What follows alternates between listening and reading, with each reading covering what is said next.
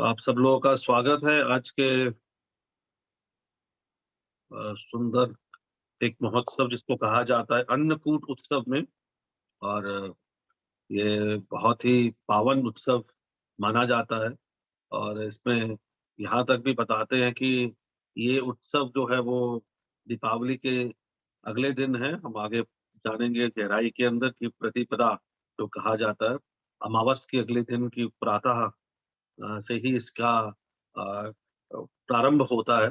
और ये गोवर्धन लीला का हिस्सा है।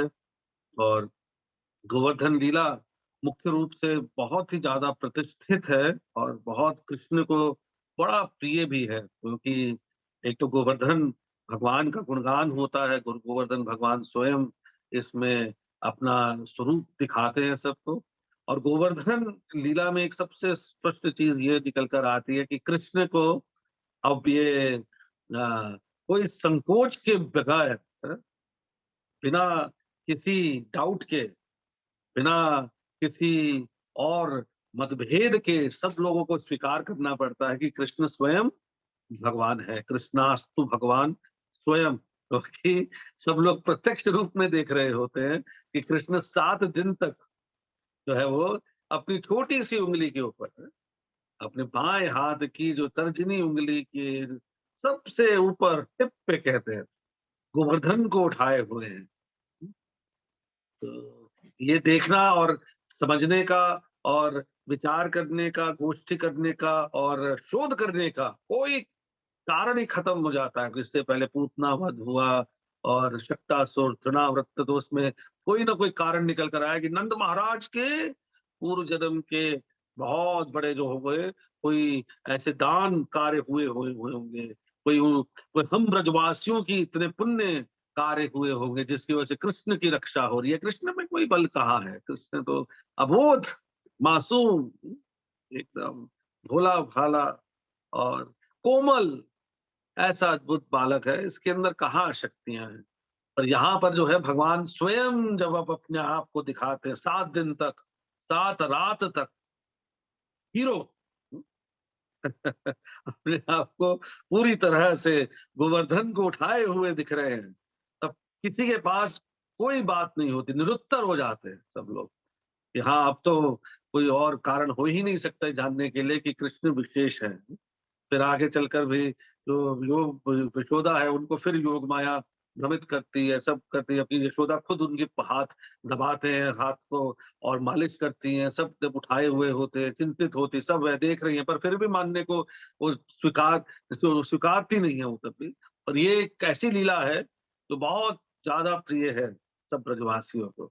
और इस इस लीला के बाद तो फिर बहुत बड़ा आक्रोश हो जाता है, मतलब यहाँ तक भी हो जाता है कि कि नंद महाराज और माँ यशोदा को जाति बाहर करने की स्थिति आ जाती है गर्ग संहिता में। और वो एक अलग कथा है। तो हम वो सब, क्योंकि वो लोग ये आज तक इस चीज के लिए नंद महाराज से नाराज रहते हैं। उनसे इतनी उत्कंठा है उनकी, उसे इतनी ज्यादा वो कुठित कुंठित है उनसे, इतने दुखी है उनसे कि तुमने आज तक छुपा के क्यों रखा हुआ है कि कृष्ण जो है वो स्वयं गर्ग मुनि ने बताया है। तो इस तरह से वो कथा आगे चलती है। पर ये गोवर्धन की वजह से ही ये पर्दाफाश जो हुआ, तो वो गोवर्धन का एक बहुत बड़ा हिस्सा होता ही है। तो गोवर्धन लीला जो है वो मुख्यतः 5, अगर हम देखा जाए तो, या 6 तरीके, 6 हिस्सों में समझा जाता है। एक होता है कि कृष्ण जो है वो पूरे ब्रज में सबको समझाते हैं कि क्या इंद्र की स्थिति क्या है और हम लोग को इंद्र यज्ञ को क्यों नहीं, हमें क्यों रोकना चाहिए, इसको आगे नहीं बढ़ाना चाहिए है। फिर अन्नकूट गोवर्धन पूजा जो है, अन्नकूट का महोत्सव जो है वो एक बहुत अहम हिस्सा है इसका। फिर गो पूजा होती है इसमें। और भगवान फिर गोवर्धन को अपनी छोटी सी उंगली के ऊपर उठाते हैं और सबको। फिर अगला जो है वो अद्भुत जो एक पूरा अध्याय, और इसके अंदर इतना गहराई है कि कैसे जो प्रेम का आदान प्रदान है गोवर्धन के तलहटी के नीचे जब कृष्ण ने उठाया हुआ है, तो ब्रजवासियों का और कृष्ण का, और कृष्ण के साथ सब गोपियों का, सब ब्रजवासियों का, सब कोप पालकों का अपनी लाठी के साथ में ये अनुमोदन करना कि हम ही तुम्हारा सहायता कर रहे हैं ये। और वो गोपियों को सबसे ज्यादा नयन उत्सव की गोपियां एक टक कृष्ण को देखने के लिए, अब कोई उन पर कोई बंदिश नहीं है। वो एक साथ सबके सब देख सकती हैं। तो पहले आंखें चितवन को टेढ़ी नजरों से देखना, छुप छुप के देखना, पर यहाँ क्या है, अब जब सब बैठे ही हुए हैं तो क्या बड़े बूढ़ों का, क्या उसमें मर्यादा का, क्या कोई और बंदिश नहीं है उनके ऊपर। सब एकटक कृष्ण को लगातार देख रही है, पलक झपकाए हुए, बिना कोई संकोच के। तो ये भी एक नयन उत्सव का एक और आदान प्रदान का था। और फिर जो है इंद्र का, आखिरी जो इंद्र का जो है भंग, मान भंग होना, और इंद्र का सुरभि के साथ में जाना और भगवान को गोविंद अभिषेक करना। तो इस तरह से बहुत लंबा विस्तृत ये एक कथा है, जिसके हिस्से देखा जाए तो 7 दिन, 6 जो हिस्से, ये 7 दिन तक पूरी चल सकती है।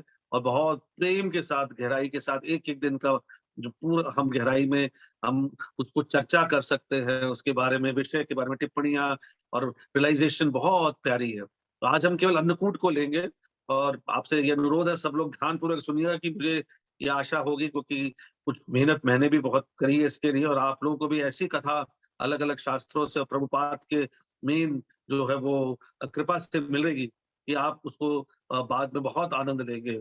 पर ध्यानपूर्वक सुनिएगा, क्योंकि मैं बाद में प्रश्न पूछूंगा कि क्या आप लोगों ने सुना, क्योंकि ऐसा नहीं चलेगा कि भाई इतना सुन लिया। और गहराई बहुत है, और मैं गहराई में भी जाऊंगा इसमें समझने के लिए। तो संस्कृत का रस, कहते हैं रसिक भाव को उसमें निकल कर आएगी चीजें, जो प्रभुपाद के माध्यम से हम समझेंगे। तो प्रभुपाद जी का ये एक चिट्ठी थी प्रद्युम्न को, और चिट्ठी है कलकत्ता में 17 अक्टूबर 1967 में। प्रभुपाद जी लिखते हैं उसमें कि Vaishnav should observe Annakut ceremony.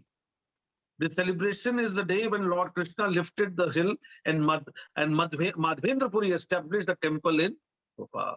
तो गोपाल का जो विग्रह है, जिसके लिए शीर चोर गोपीनाथ ने वो खुद स्वयं गए थे और मलय चंदन को लेकर आए थे, ये बहुत पावन दिन है। इसी दिन ये भी घटित हुआ था, और तुमको ये बता रहे हैं कि अन्नकूट की जो ये जो ये त्योहार है, ये बड़े प्रेम के साथ, तो प्रभुपाद कह रहे हैं मनाना चाहिए, हर मंदिर में मनाना चाहिए। हर इस्कॉन का हर मंदिर इसको इतना सुंदर तरीके से, विस्तृत तरीके से मनाए, प्रेम के साथ मनाए, कि सब लोग इसमें आनंद ले सके। क्योंकि ब्रज में हर जगह मनाया जाता है, यहाँ तक बताते हैं ब्रज में कोई ऐसा मंदिर नहीं होगा जहाँ इसको नहीं बताया जा रहा है। तो कथा वहां से शुरू हो रही है कि कृष्ण ने सबको बता दिया है, जैसे मैंने बताया कि पहला हिस्सा हमने छोड़ दिया है, हम अन्नकूट पे सीधा जंप कर रहे हैं कि कृष्ण ने इंद्र के स्थिति और उनके शक्तियां, और इससे उन सब ब्रजवासियों को संतुष्ट कर दिया कि यज्ञ जो पहले से चला आ रहा है, अगर हम देखेंगे कि ये जो यज्ञ है ये पहली बार नहीं हो रहा है, क्योंकि दामोदर लीला के अंदर भी हम लोगों ने ये देखा कि पहले ही गोपियां और जो घर की जो सारे के सारे अब जो सेवक थे वो सब पहले ही जा चुके थे अपने घर में, क्योंकि अगले दिन जो था वो गोवर्धन पूजा, ये इंद्र यज्ञ था। तो इंद्र यज्ञ पहले से ही हुआ करता था, ऐसा नहीं है। तो इंद्र यज्ञ के लिए वो पहले जा चुके थे, क्योंकि हर हर साल वो मनाया जाता था।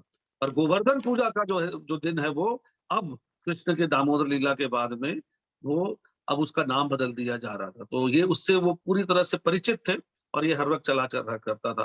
तो भगवान ने सबको संतुष्ट कर दिया कि इंद्र यज्ञ अब आगे इसका कोई महत्व नहीं है। सबको जो है वो गोवर्धन भगवान के बारे में वो उनकी गुणगान करते हुए, सब करते हुए उनको संतुष्ट किया। और कृष्ण जो है खड़े हुए हैं, और ये अपनी बात को पूरा करने के बाद में, तो इतना सुंदर विस्तृत गोपाल चंपू के अंदर हम लोग गहराई के अंदर जाएंगे, और इसके अंदर समझ में आता है कि उसमें जीव गोस्वामी कितनी प्यारे ढंग से सुना रहे हैं कि ये रचना अपने शब्दों की रचना करने के बाद कृष्ण चुप हो गए हैं, खड़े हुए हैं, कितना गहराई में, कितने प्रेम से, और देख रहे हैं जीव गोस्वामी इस पूरे वृतांत को उनके सामने घटित हो रहा है। हमारे वैष्णव आचार्य बताते हैं कि इन आचार्यों के सामने फिर से वो लीला पूरी की पूरी तरीके से प्रस्तुत की जाती है। वो अपनी आंखों के सामने देख रहे होते हैं, वो पार्टिसिपेट कर रहे होते हैं, वो उसमें इतना आनंद ले रहे होते हैं कि दूर से और प्यार से हर एक उनकी मुद्राओं को, कृष्ण की हर एक चेष्टाओं को, और कृष्ण के साथ और सारे ब्रजवासियों के साथ जो क्या आदान प्रदान है, उन सब का वो एक साक्षी बन जाते हैं। ये इस वैष्णव आचार्यों के ऊपर विशेष कृपा, और वो फिर उनको लिखित और रसिक चीजों में निकाल कर आते हैं। तो उसी तरह उन्होंने देखा कृष्ण खड़े हुए हैं, चुप हैं, अपनी बात को प्रस्तुत कर चुके हैं, और क्या करते हैं कि अब निकट होकर अपने कपड़ा उनको दिया जाता है कि आसन पर बैठने के लिए। तो आसन पर बैठने के लिए वो जब तैयार हो रहे होते हैं, तो नंद महाराज उनकी तरफ देखते हैं बड़े प्रेम के साथ, आदर के साथ और संकोच के साथ। आदर भी करते, इतने छोटे से बच्चे ने क्या ज्ञान की बात कर दी है। हाँ? और मुनियों ने और ऋषि जो वहां पर बैठे, तो बूढ़े गोप जो थे, जो वहां के थे, जिन्होंने उनसे चर्चा भी करी होगी, तो उन्होंने भी अनुमोदन किया था, उन्होंने भी एग्री किया था, तो ऑथराइज किया था, this is according to the scriptures what Krishna is speaking, it's not somewhere else. बिल्कुल ठीक बोल रहे हैं कृष्ण, अलग नहीं बोल रहे हैं। इंद्र तो है, वो तो क्या है, देवी देवता है इंद्र, और देवी देवताओं को भगवान के समान और स्वतंत्र समझना, दोनों वो एक अपराध है। इस तरह से जो चर्चा करी, तो उसमें नंद महाराज किसे बता रहे हैं कि नंद महाराज इतने प्रेम के साथ, इतने आदर के साथ, फिर संकोच के साथ कि कहीं मेरे बेटे की बात छूटी ना पड़ जाए, ऐसा भी चिंता आती है कि है तो बालक ही, है तो मेरा पुत्र ही। और अपनी दाढ़ी मूछ, सफेद दाढ़ी मूछ उनकी दिख रही है नंद महाराज की, और वो अपने लाला को क्या अपने पास बुलाते हैं और अपने गोद में बिठाते हैं।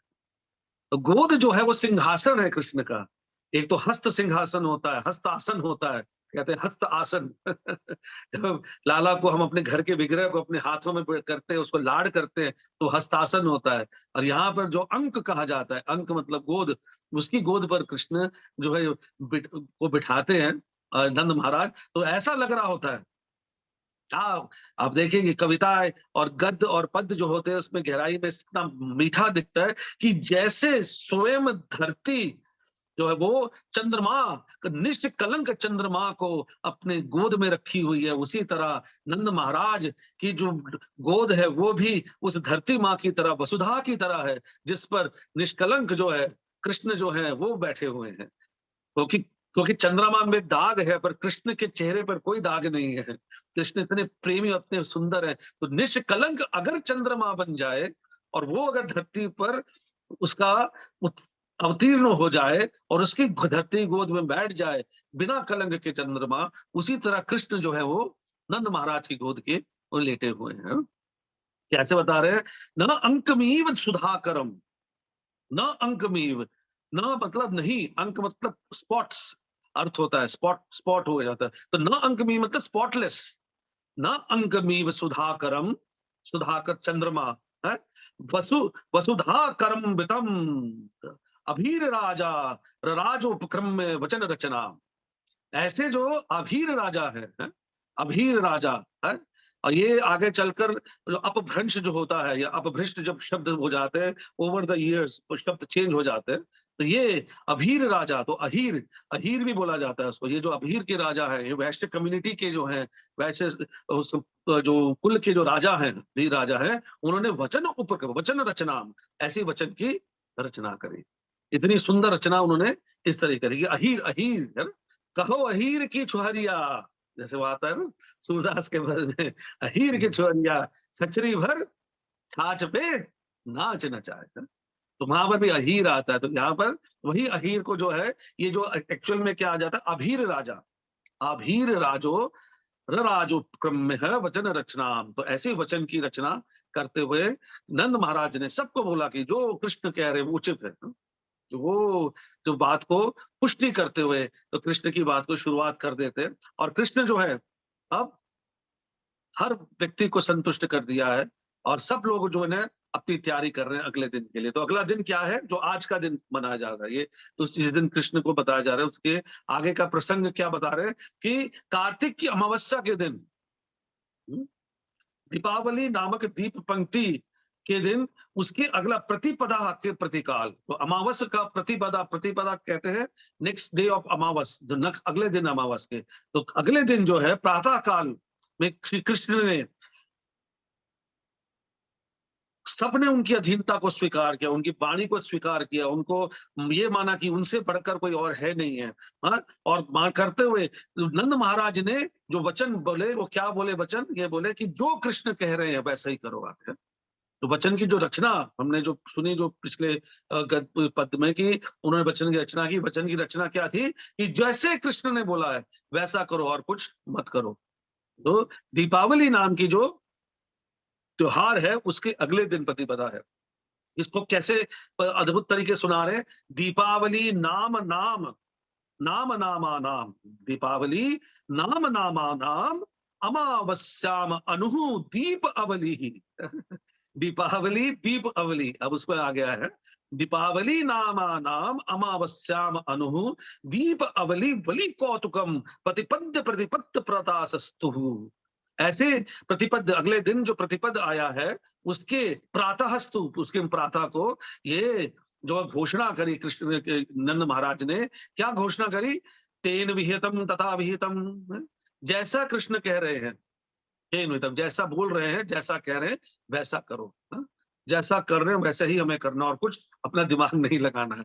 ये आश्रय, ये समर्पण है कृष्ण के ऊपर, कि कृष्ण की पे पूरी तरह से आश्रित है। कृष्ण ने जो चेष्टा करी है, कृष्ण ने जो आदेश किया है, वही मेरे जीवन का सब कुछ है। कृष्ण ने अगर मुझे बोल दिया है कि तुम झूठ बोल रहे हो, ये भी तुम्हारा धर्म है, तो वो झूठ ही धर्म बन जाता है। और कृष्ण ने बोला जो आप झूठ बोल रहे हो, झूठ ना बोल पा रहे हो अगर आप, तो वह धर्म है, क्योंकि धर्मम तो साक्षात भगवत प्रणीतम, धर्म कृष्ण है, धर्म कृष्ण के अलावा कुछ और नहीं है। तो युधिष्ठिर महाराज का ये दोष माना गया कि उन्होंने सत्य का परायण बोलते हुए बोला कि मैं डाउट भी कर दिया कृष्ण की बात, जबकि माना, पर केवल उनकी बात का संशय मात्र करने से उनका जो रथ, जब महाभारत कहते हैं कि जो 2 उंगल ऊपर चला करता था, 4 उंगल ऊपर चला करता था हवा में, वो आकर धरती पर बैठ जाता है। तो कृष्ण जो कह रहे हैं वो पूरा बताया जा रहा है। तो कितना सुंदर तरीके से बता रहे हैं कि परम आश्रयाम, परम आश्रवताम आश्रयाम, जो परम आश्रय हैं उनका आश्रय लिया। कृष्ण की, जो कृष्ण परम आश्रय है उनका आश्रय लिया। सुप्रीम शेल्टर, इंग्लिश में ना, ही they submitted, they surrender to the supreme shelter. तो उन सुप्रीम शेल्टर, जो उनके बढ़कर कोई और है नहीं। कृष्ण तुम अगर रक्षक हो, कृष्ण मारे राखे के और कृष्ण राखे मारे के, जैसे बोलते हैं, तो वही सुप्रीम शेल्टर है, वही सब कुछ स्वामी है। उन्हीं के शरण के अंदर जब पूरी तरह से सारे ब्रजवासी अपने आप हर क्षण हो जाते हैं। चाहे अघासुर का वध हो तो कृष्ण के मुख को देखते देखते अघासुर के अंदर प्रस्थान करते, देखा जाएगा। कृष्ण की शक्ल तो देख ले, कृष्ण के मुख को देखते हुए अगर अघासुर के मुख में भी जा रहे हैं, मृत्यु के मुख में भी जा रहे हैं, तो कृष्ण का दर्शन करते हुए जा रहे हैं। भाव ये है, भाव इतना उच्च कोटि का है। तो यहीं पर नंद महाराज ने इसी तरीके से जब बोला, उसके उनके कहने की मात्र थी, नंद महाराज की आज्ञा होते ही ब्रजवासियों ने क्या किया।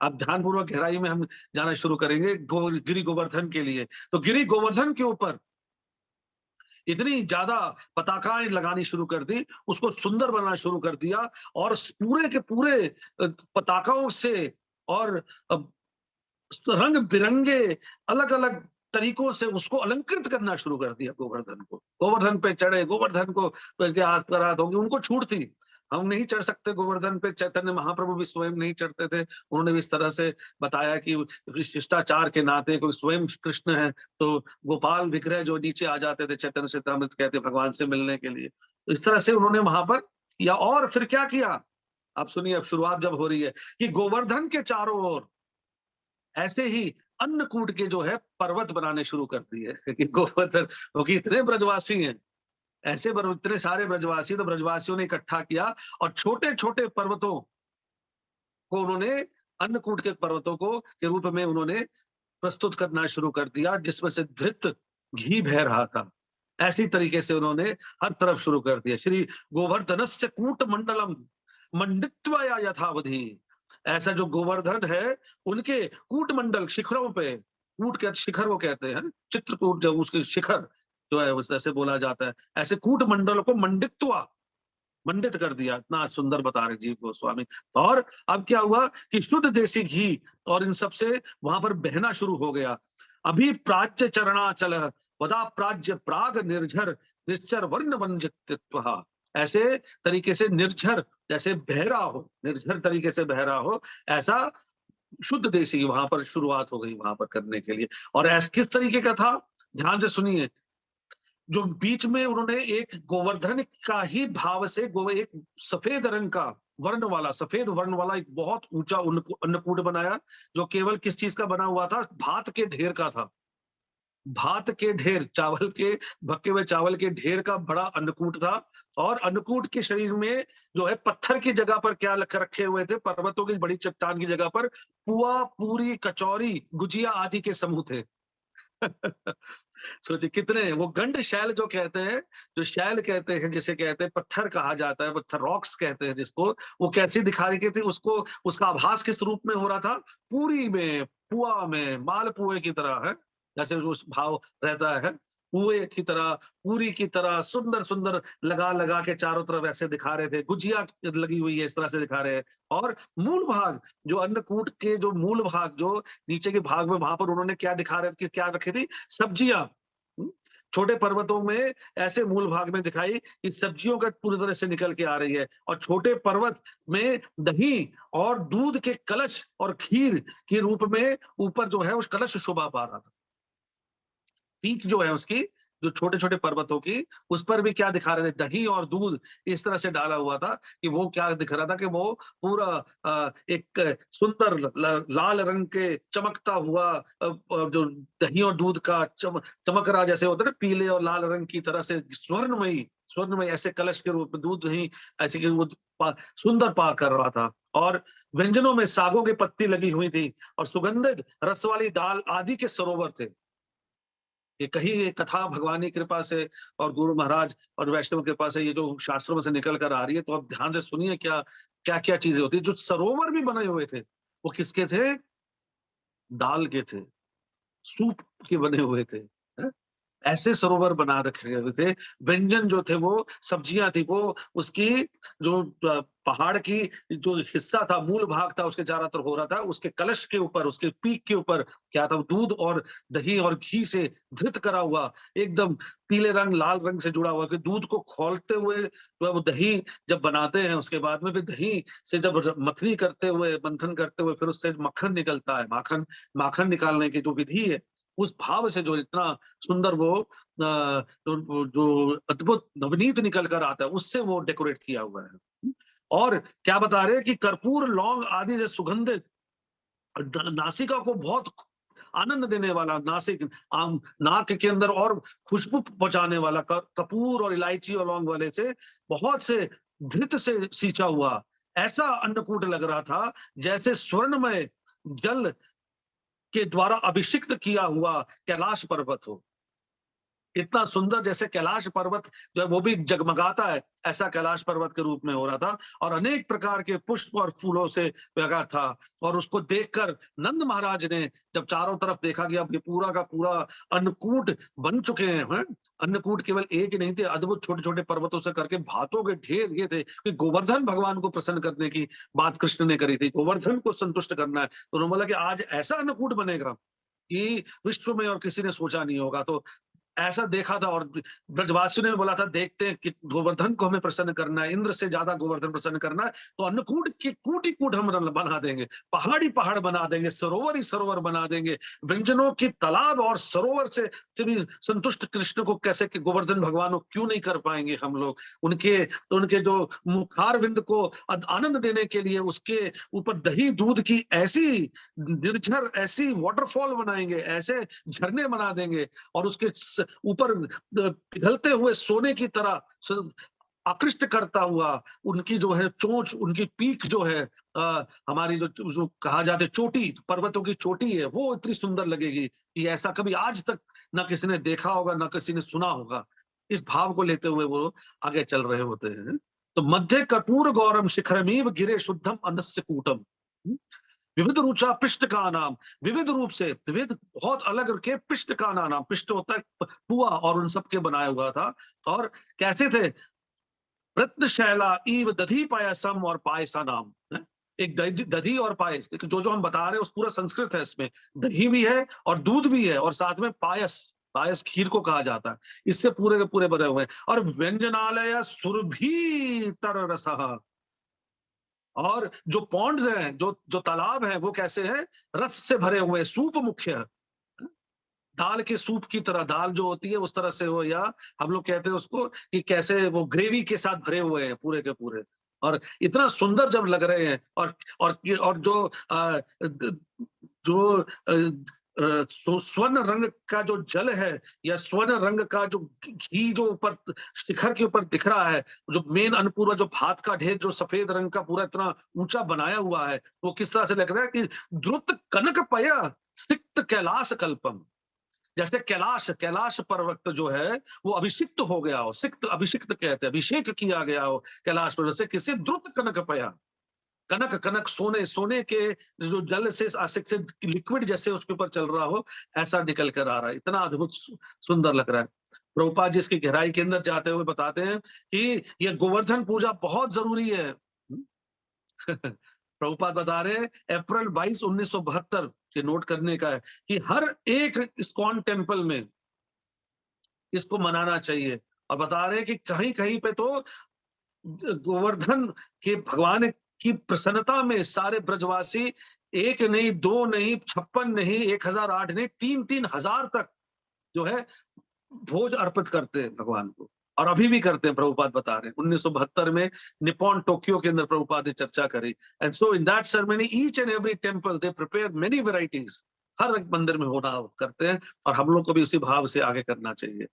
तो पूरियों का कूट है, अनेक प्रकार के व्यंजन है, आदि के कूट है, स्नान है, और कोलाहल वाद्य यंत्रों के साथ पूरा शोर मचना शुरू हो गया, और आनंद में कीर्तन शुरू कर दिया, क्योंकि भोज के साथ कीर्तन आवश्यक है।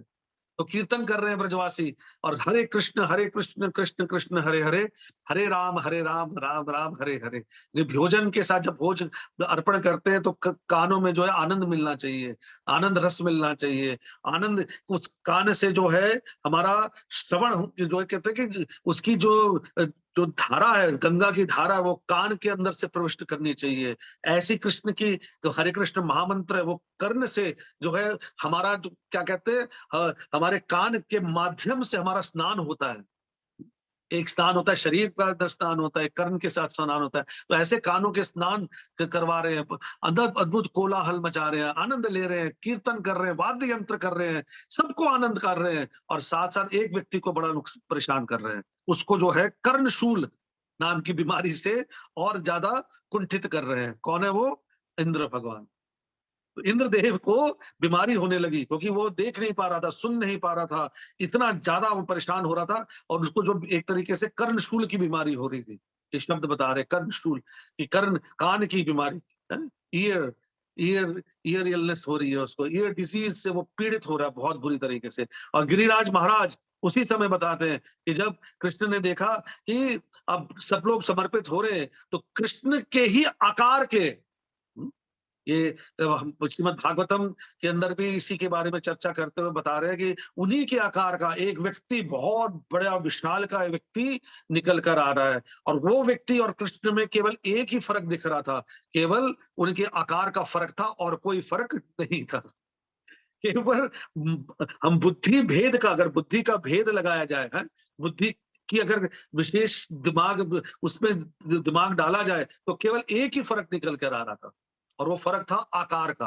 वो छोटा था, अल्प था, वो बड़ा था, वो लघु था, वो विशाल था। इस तरह से दोनों के अंदर फर्क था। नहीं तो वो गोवर्धन जो भगवान स्वयं निकल कर प्रस्तुत हो रहे थे, अपने दोनों भुजाएं निकालते हुए, भुजाओं को ऊपर करते हुए निकल कर जो सामने प्रस्तुत हो रहे थे, तो वो और कृष्ण जो सामने बैठे थे, तो लोगों को केवल भ्रम में इतना डाल दिया था, क्योंकि आकार की वजह से दोनों उनके शक्लों को पहचान नहीं पा रहे थे, तो वही शक्ल थी। कहने का मतलब है कि स्वयं कृष्ण ही गोवर्धन बनकर सबके सामने प्रस्तुत हो गए थे। और श्याम रंग की और पीत रंग का उनका रंग, जो उन्होंने कपड़े पहने हुए थे, है? और पीली वस्तुओं के आकर्षित हुए भगवान जो है, बहुत ही ज्यादा, जैसे द्रव्य पीला द्रव्य हो, ऐसा जो है वो रंग का उनके वस्त्र अद्भुत दिखाई दे रहे थे। और वहां श्री कृष्ण की मूर्ति का विस्तार हो रहा था, कि कृष्ण की ये मूर्ति रूप है जो सामने दिख रही है। लंबी चौड़ी भुजा वाले जीतने वाले जो कृष्ण थे, वो सबको और अपनी तरफ आकर्षित कर रहे थे। तो ये बहुत आवश्यक है समझना कि इतना ये ऐसा चित्रण बनाया हुआ है कि कैसे वहां पर कूट है और कैसे वहां पर सरोवर है, और यहाँ तक बता रहे हैं इसमें जीव गोस्वामी की ये नाम भी उन जगहों के इन्हीं शब्दों के ऊपर ही पड़ गए थे। जो विलेजेस थे, जो गांव थे, वो भी इन्हीं नामों से सुशोभित हो रहे थे। चिरकाल तक इन्हीं नामों से उनका चर्चा शुरू हो गई थी, उनका नाम भी इन्हीं नामों में पड़ गया था। और अब भ्रष्ट होने की वजह से नाम बदली किए जाते हैं, तो ऐसे बताया जाता है। जैसे हम लोग सुनते हैं ना अन्योर, अन्योर नाम कहाँ से आया? क्योंकि ये अन्योर जो शब्द है, ये हम आगे सोचेंगे जब गोवर्धन का भगवान आएगा, तो ये शब्द अन्योर शब्द भी वहीं से निकल कर आता है?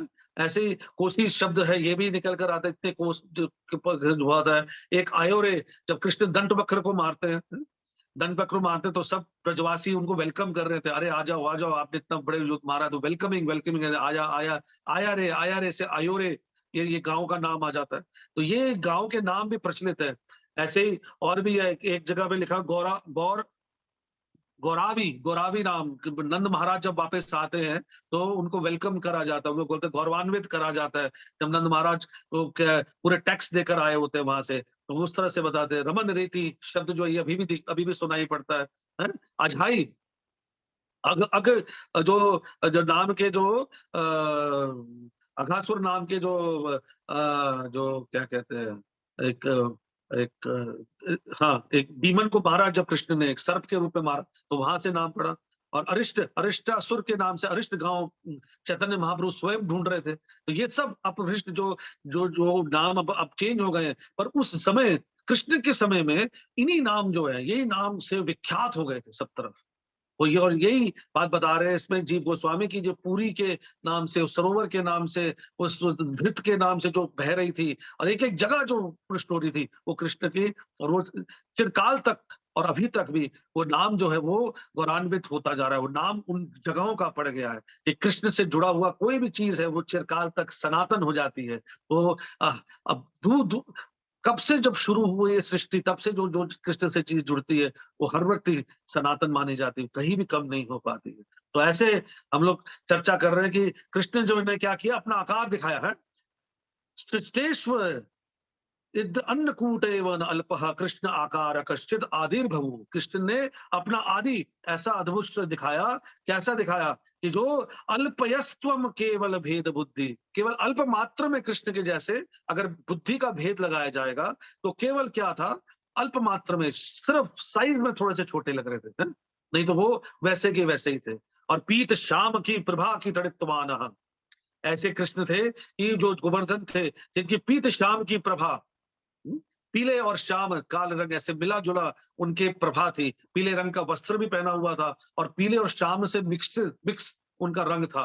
पीत श्याम की प्रभा की तड़ितवान, तड़ित ब्राइट कहते हैं, चमकदार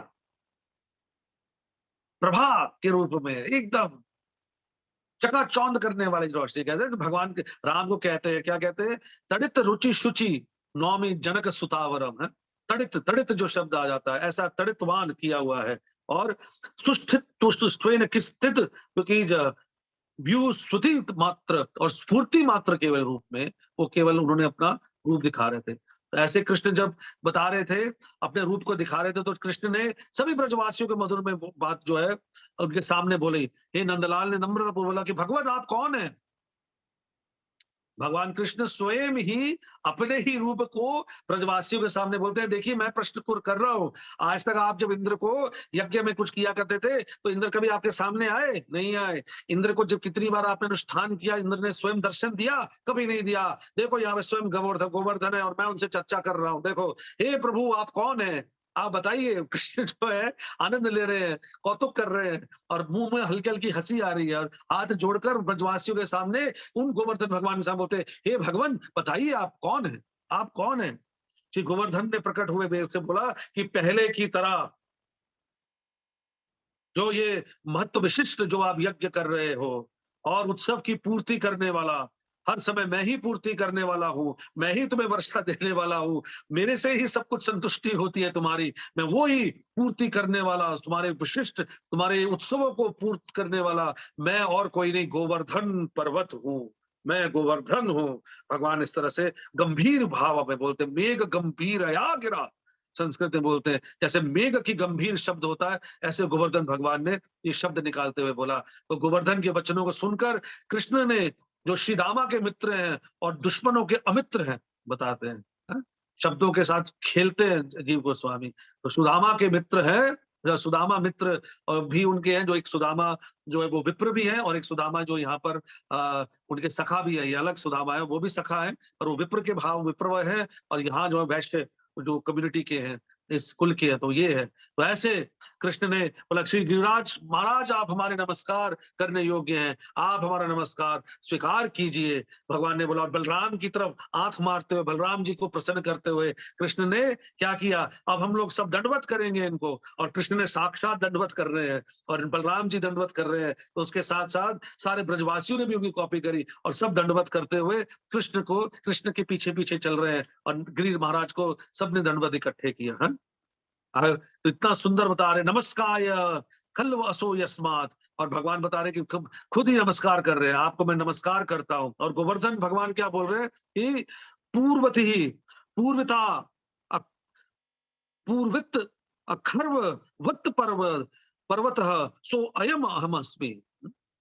जो पहले से ही जो अखर्ववत, जो बहुत ही महामहोत्सव जो आपका हो रहा है, कौन सा ऐसा पर्व जो है, और सो मैं और कोई नहीं, वही आपकी पूर्ति करने वाला, अहम अस्मि, मैं ही वही गोवर्धन हूं, मैं कोई और नहीं हूं। और उक्तवा उक्तवा च अखंड दंडवतम, भगवान कहते हैं च, ऐसा कहने के बाद में च ऐसा बोलकर फिर क्या कर रहे हैं, अखंड दंडवत, अखंड दंडवत करते हुए, और सहस स्मित, और हंसते हुए, सहस अपने मित्रों के साथ में हंसते हुए कृष्ण क्या कर रहे हैं, सर्व एव पति पर्वत तरम, सभी लोगों को कह रहे हैं कि तुम भी इस तरीके से करो, और सबने कृष्ण को फॉलो करते हुए दंडवत किया।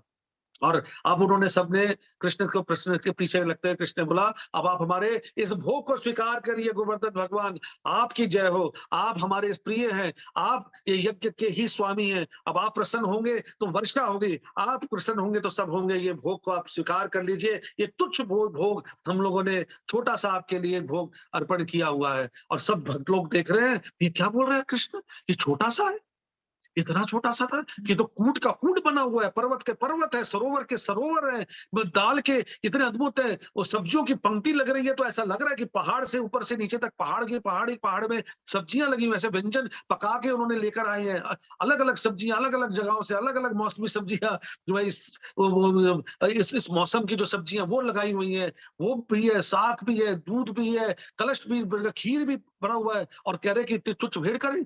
कृष्ण बोलते हैं, देखो देखो आगे क्या होता है। तो गिरिराज महाराज ने शुरू किया खाना। देखिए गिरिराज महाराज अपने हाथ प्रस्तुत करते हैं, अपने दोनों हाथ निकाल लेते हैं, और करोड़ों अड़क, बता दे कि करोड़ों जो अड़क बोला जाता है, एक 4 शेर का एक अड़क होता है, ऐसा उन्होंने हाथ में लिया और खाना शुरू किया। तो एक हाथ से लेते ही एक भात के योग्य एक पर्वत खत्म हो गया। भगवान जगन्नाथ की कृपा देखिए, जैसे जगन्नाथ स्वयं खाते हैं, अपने हाथ प्रस्तुत कर लेते हैं, और दोनों हाथों से 56 भोग को खाना शुरू करते हैं। ऐसे ही इन्होंने क्या किया, पूरा तो, और एक भात के योग्य दाल ली फिर, और अन्नकूट, एक अन्नकूट गायब। बीच बीच में जलपान करने के लिए उन्होंने जब भी पानी की प्यास लग रही थी, तो सरोवर और मानसी गंगा को उठाया, और एकदम मानसी गंगा सूख गई। राधा कुंड को लिया, राधा कुंड सूख गया, पानी की तरफ लेना शुरू किया। दाहिनी हाथ से अन्नकूट, देखिए ध्यान से सुनिए क्या बोल रहे हैं, अपने दाहिनी हाथ से तो खा रहे हैं, दाहिने हाथ से भगवान जो है गोवर्धन लेते हैं, ये चावल लिया खाया, सब्जियां ली, दाएं हाथ से खा लिया है, और बाएं हाथ से उंगली दिखा रहे हैं और चिढ़ा रहे हैं। बाएं हाथ से उंगली दिखा रहे हैं और चिढ़ा रहे हैं ऊपर, किसको चिढ़ा रहे हैं, किसको चिढ़ा रहे हैं, इंद्र भगवान को। ये ले और खा, देख तेरा खा रहा हूं मैं, देख खा का क्या करेगा देखता हूं मैं। तो भगवान खा रहे हैं और चिढ़ा रहे हैं, खा रहे हैं और चिढ़ा रहे हैं, गोवर्धन भगवान, और सब देखते हैं। तो देखा देखी क्या देख रहे हैं, भगवान जैसे अपना हाथ आगे करते हैं, तो सारे के सारे जो पकवान है वो उनके हाथ में खींचे हुए चले आ रहे हैं, जैसे कि मैग्नेट लगा हुआ है, और मैग्नेट के अंदर जो पकड़ के लेकर आ रही है। तो ऐसा अद्भुत दिख रहा है वहां पर। तो गायब होता जा रहा है अन्नकूट, और लोग हैरान हो रहे हैं, हो क्या रहा है। करोड़ों करोड़ों गोपियों ने और ब्रजवासियों ने बना बना के और इतना फैलाया हुआ था, और 1 मिनट में गायब होता जा रहा है वहां पर ही।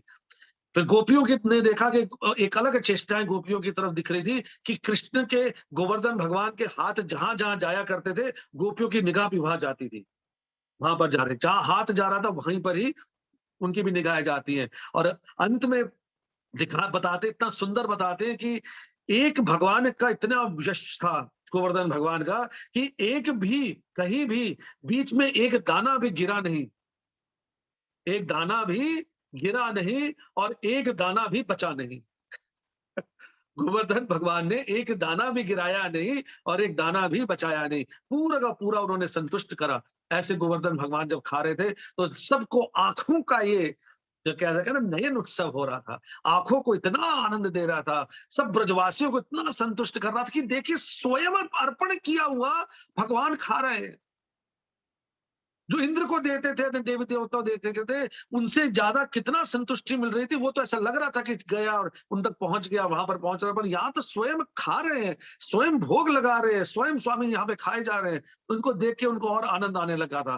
तो यहाँ बता रहे, कितना सुंदर बता रहे कि अर्जुन और उनको अ, इंद्र भगवान को कैसे छेड़ रहे हैं। ग्रासम ग्रासम ग्रासम पाणिना दक्षिणे, तो दक्षिण हाथ है, राइट हैंड से जब हाथ से खा रहे थे, तो राइट हैंड से दस से खा रहे थे, तर्जन्य, हम्म, तर्जन्य सा, तर्जन्य सावदृश्येण वाम्यतम शक्र लोलात प्रांत गत्या जहास।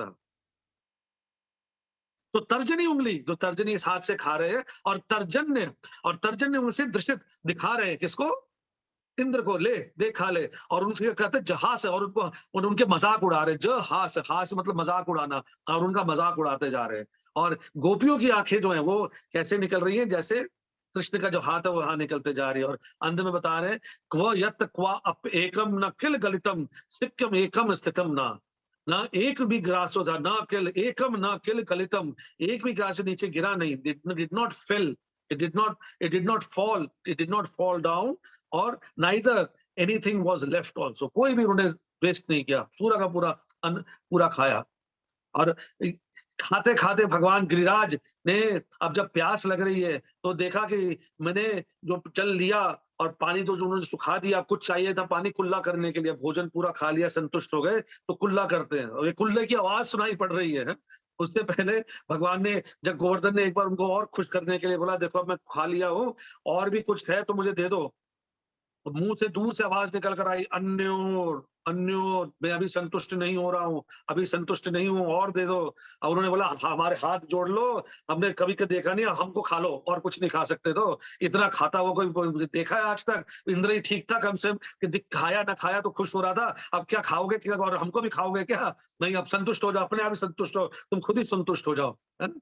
जैसे कृष्ण भी असहाय होके बोलते हैं, हे गोपियों, हे वो तुम्हारी भक्ति इतनी ऊपर है, तुम्हारा समर्पण इतना ऊपर है, तुम अपनी भक्ति से स्वयं संतुष्ट हो, मेरे पास कुछ नहीं है तुमको देने के लिए, तुमने मुझको खरीद लिया है, अब मेरे पास बचा क्या है? इस भाव को बताते हो, वही गोवर्धन बोलते, अन्योर अन्योर जब बोला तो अन्योर कुछ नहीं मिला उनको, बोला आप संतुष्ट हो, बोला ठीक है मैं कुल्ला कर लूं क्या, ठीक है कुल्ला करो। तो भगवान ने कितना सुंदर बताते हैं कि बार बार मुख को धोते हुए अपने पीछे की तरफ शिष्टाचार दिखा रहे, गोवर्धन भगवान भी सामने नहीं कर रहे, मुंह पीछे करके कुल्ला किया और फेंक दिया। तो अब कुल्ला और सब करने के बाद भगवान ने बोला, थोड़ा सा जो है अभी अटका हुआ है, अन्न अटका हुआ है? तो क्या कि टूथपिक चाहिए भगवान को। टूथपिक कहाँ से आएगा? तो बांस के डंडों का जो जंगल था वो पकड़ा, लाओ भैया बांस के जंगल का डंडा पकड़ा, और वो टूथपिक बना इतने बड़े आकार का, और उससे उन्होंने अपना जो अंड को निकाला, पिंड जो अंड के छोटे छोटे पिंड होते हैं निकाला, और उनके लिए तो बहुत बड़े भात के टुकड़े थे जो, और कूट के रूप में थे, अन्नकूट के रूप में थे, वो निकाला वहां पर ही, निकाल कर उन्होंने साइड में फेंका। उसके बाद में भगवान को अब मन किया, गोवर्धन भगवान को, अब जो है थोड़ा सा पान वान भी खाया जाए, पान, अब इतने बड़े भगवान को पान कहाँ से मिलेगा करने के लिए, और वो ब्रजवासी इधर देख रहे, बोले तुम छोड़ो, तुम्हारे बस की बात नहीं, मैं अपना इंतजाम खुद कर लेता हूँ, मैं कर लूंगा अपना इंतजाम। जैसे मदन मदन मोहन भगवान सनातन को क्या कहते हैं, सनातन तू छोड़ दे, मैं अपने इंतजाम खुद कर लूं, अब मुझे बार बार के वो जो बिना नमक के जो है वो टिक्के थोड़ी खाने पड़ेंगे, वो तुम वही खिलाएगा, और मुझे और क्या करे, खुद कर लो, हाँ तुम करो जो तुम्हें करना, मुझे भजन में लगने, तो जिसका भजन कर रहे हैं उसी को कह रहे हो तुम संतुष्ट हो, तो ठीक है मैं करता हूँ। और फिर जो है भगवान ने वो पूरा अपना नदी के अंदर उसको जो नाव थी उसको पकड़ाई, और कपूर जो थे उन्होंने उन भगवान को ये संतुष्ट किया, और 56 भोग भगवान मदन मोहन के वो शुरू हो गए वहां पर मिलने के लिए। तो ऐसे भगवान ने अपने आप ही संतुष्ट, बोला मैं अब अपने इंतजाम खुद ही करता हूँ, तुमने हाथ खड़े कर दिए, करता हूँ। तो भगवान ने जो पान की वीटिकाएं, तो पान के जंगल बने हुए थे वहां पर, उन जंगल को उठाया, हाथ में पकड़ा है, पान की वीटिकाओं को एकत्रित किया, और चबाते चबाते गर्व से प्रफुल्लित हो रहे थे भगवान है। गिरिराज ने अपने मुख में पूरा का पूरा खाया, और ऐसा मुख लाल हो रहा था, जैसे उदाहरण दे रहे, कितना सुंदर उदाहरण, जैसे प्रातः काल की बेला में अरुण की रोशनी पूरी तरफ सूर्य के आने से पहले पूरी तरफ व्याप्त हो गई हो, ऐसे मुखमंडल सूर्य की तरह जो था वो कृष्ण का, गोवर्धन भगवान का सुशोभित था, वो लाल रंग से पूरा का पूरा, हर तरफ लाल रंग भगवान का मुख था, वो ऐसा दिख रहा था, और बीच में सूर्य के रूप में, सूर्य मंडल के रूप में भगवान सुशोभित हो रहे थे, ऐसा अद्भुत दिख रहे थे वहां पर ही। और चौड़े जो लंबे भगवान जो है सबको और ज्यादा संतुष्ट करते जा रहे थे। इसको कि चित्रण देख करते हुए, देखते हुए सब लोग इतना आनंद ले रहे थे, और बता रहे थे कि जीव गोस्वामी एक लाइन और इसमें सुंदर बता गए थे कि जैसे जैसे भगवान खाते थे उनका शरीर भी लंबा चौड़ा होता जा रहा था। एक खाते तो और लंबा होता था, और चौड़ा हो रहा था भगवान को है। लिखा हुआ है अत्रि तृण्यत ग्रसात भूभृत भृत यथा था। अत्रि जैसे जैसे तृणत ग्रास, जैसे ग्रास खा रहे थे, ग्रासान, जैसे ग्रासान तृण तृण का जो एक एक अन्न का खाते थे, तो क्या होता था, भूभृत यथा, जो भूभृत खाते, भू और भृत जो अर्थ को सपोर्ट करने वाला हो। एक तो भूभृत बोलते हैं हिल को, माउंटेन को, तो भूभृत भृत यथा, ऐसे भृत बन रहे थे, ऐसे बड़ा मृदंग कहते हैं ना, भृत बन गए थे, जो भूभृत भृत यथा। ये संस्कृत का रस है इसके अंदर कि भूभृत, जो भू को भृत करने वाला, जो भू को सपोर्ट करने वाला, उसको कहते हैं हिल, उसको कहते हैं माउंटेन, उसको कहते हैं पहाड़। ऐसा पहाड़ जो है, अद्भुत पहाड़ है, वो क्या हो रहा था, भृत हो रहा था। वो भृत भृत भृत मृदंग मृदंग बोलते हैं ना, बड़ा मृदंग, ऐसे ऊंचा तीजा हो रहा था। और भगवान क्या करते थे, जब डंडा जो वैसे क्या, जो टूथपिक को किस तरह बताया गया, वंश दंडैर दंता अंतर्गान्यात अन्न पिंडाणी कुष्णन, जो अन्न अन्न पिंड जो लगे हुए थे, अन्न पिंड, अर्थ सुनिए इतना सुंदर, अन्न पिंड जो लगे थे दांत के अंदर फंसे हुए थे, उसको कैसे निकाला, तो वंश दंडैर दंता अंतर्गात, अंतर्गात जो अंतर, अंदर की तरफ अंतर्गात जो पिंड बने हुए थे, उसको दांत के दंतर, दंतर अंतर्गानियन पिंडानी, अन्न पिंडानी पड़े हुए थे, तो उसको उन्होंने वंश दंड, दंड से, जो दंड जो थे वो बांस के दंडों से उन्होंने साफ किया है। और कृष्ण ने जो खोटी कर्म जो को जो पान खाया, तो उसका जो हमने सुंदर जो चित्रण बताया कैसे लाल रंग का था, वो संस्कृत के अंदर सुनिए कितना सुंदर बता रहे, प्रांत छाया मंडलश चंड रश्मि प्रातर यदवत अस्यम चकारः। जो प्रांत, जो सुबह के समय छाया मंडल चंड रश्मि, ऐसे जो सुबह के समय जो शोभा, जो अद्भुत सूर्य की जो रोशनी है, वो प्रातः यर्वत, जो प्रातः के समय में जो दिखती है, अरुण की बेला जो है, सुबह की बेला जो दिख रही होती है, और लाल लाल रंग की चारों तरफ हो गई होती है, और उस समय आभास हो जाता है कि अब कृष्ण जो, अब सूर्य मंडल, सूर्यदेव स्वयं अब प्रकट होने वाले हैं, उससे पहले जो लाल रंग की बेला था, ऐसे ही गोवर्धन भगवान का पूरा मुख जो है उन पान और सबको खाने से इतना अद्भुत प्रतीत हो रहा था। इतना करने पर सब लोगों ने आरती, अब कृष्ण जब गोवर्धन की करने लगी, तो सबने अपने अपने दियों को हाथ में उठाया, और कृष्ण ने स्वयं एक यंत्र बनाया है, जिससे सबके दिए इतने ऊपर पहाड़ के चारों तरफ जो है उनकी आरती आराम से हो जाए, ऐसा यंत्र भगवान ने स्वयं प्रस्तुत किया। जैसे हमने देखा रथ यात्रा में, जो क्रेन से हम लोग जो है इतना बड़ी जो आरती करते हैं, और वो क्रेन लगा लेते और उस पर रखा होता है, तो भगवान ने भी ऐसा यंत्र प्रस्तुत किया, इस समय बता रहे हैं 62वां जो है श्लोक इस पूरण का जो बताते, इतना अद्भुत इसमें लिखा गया है।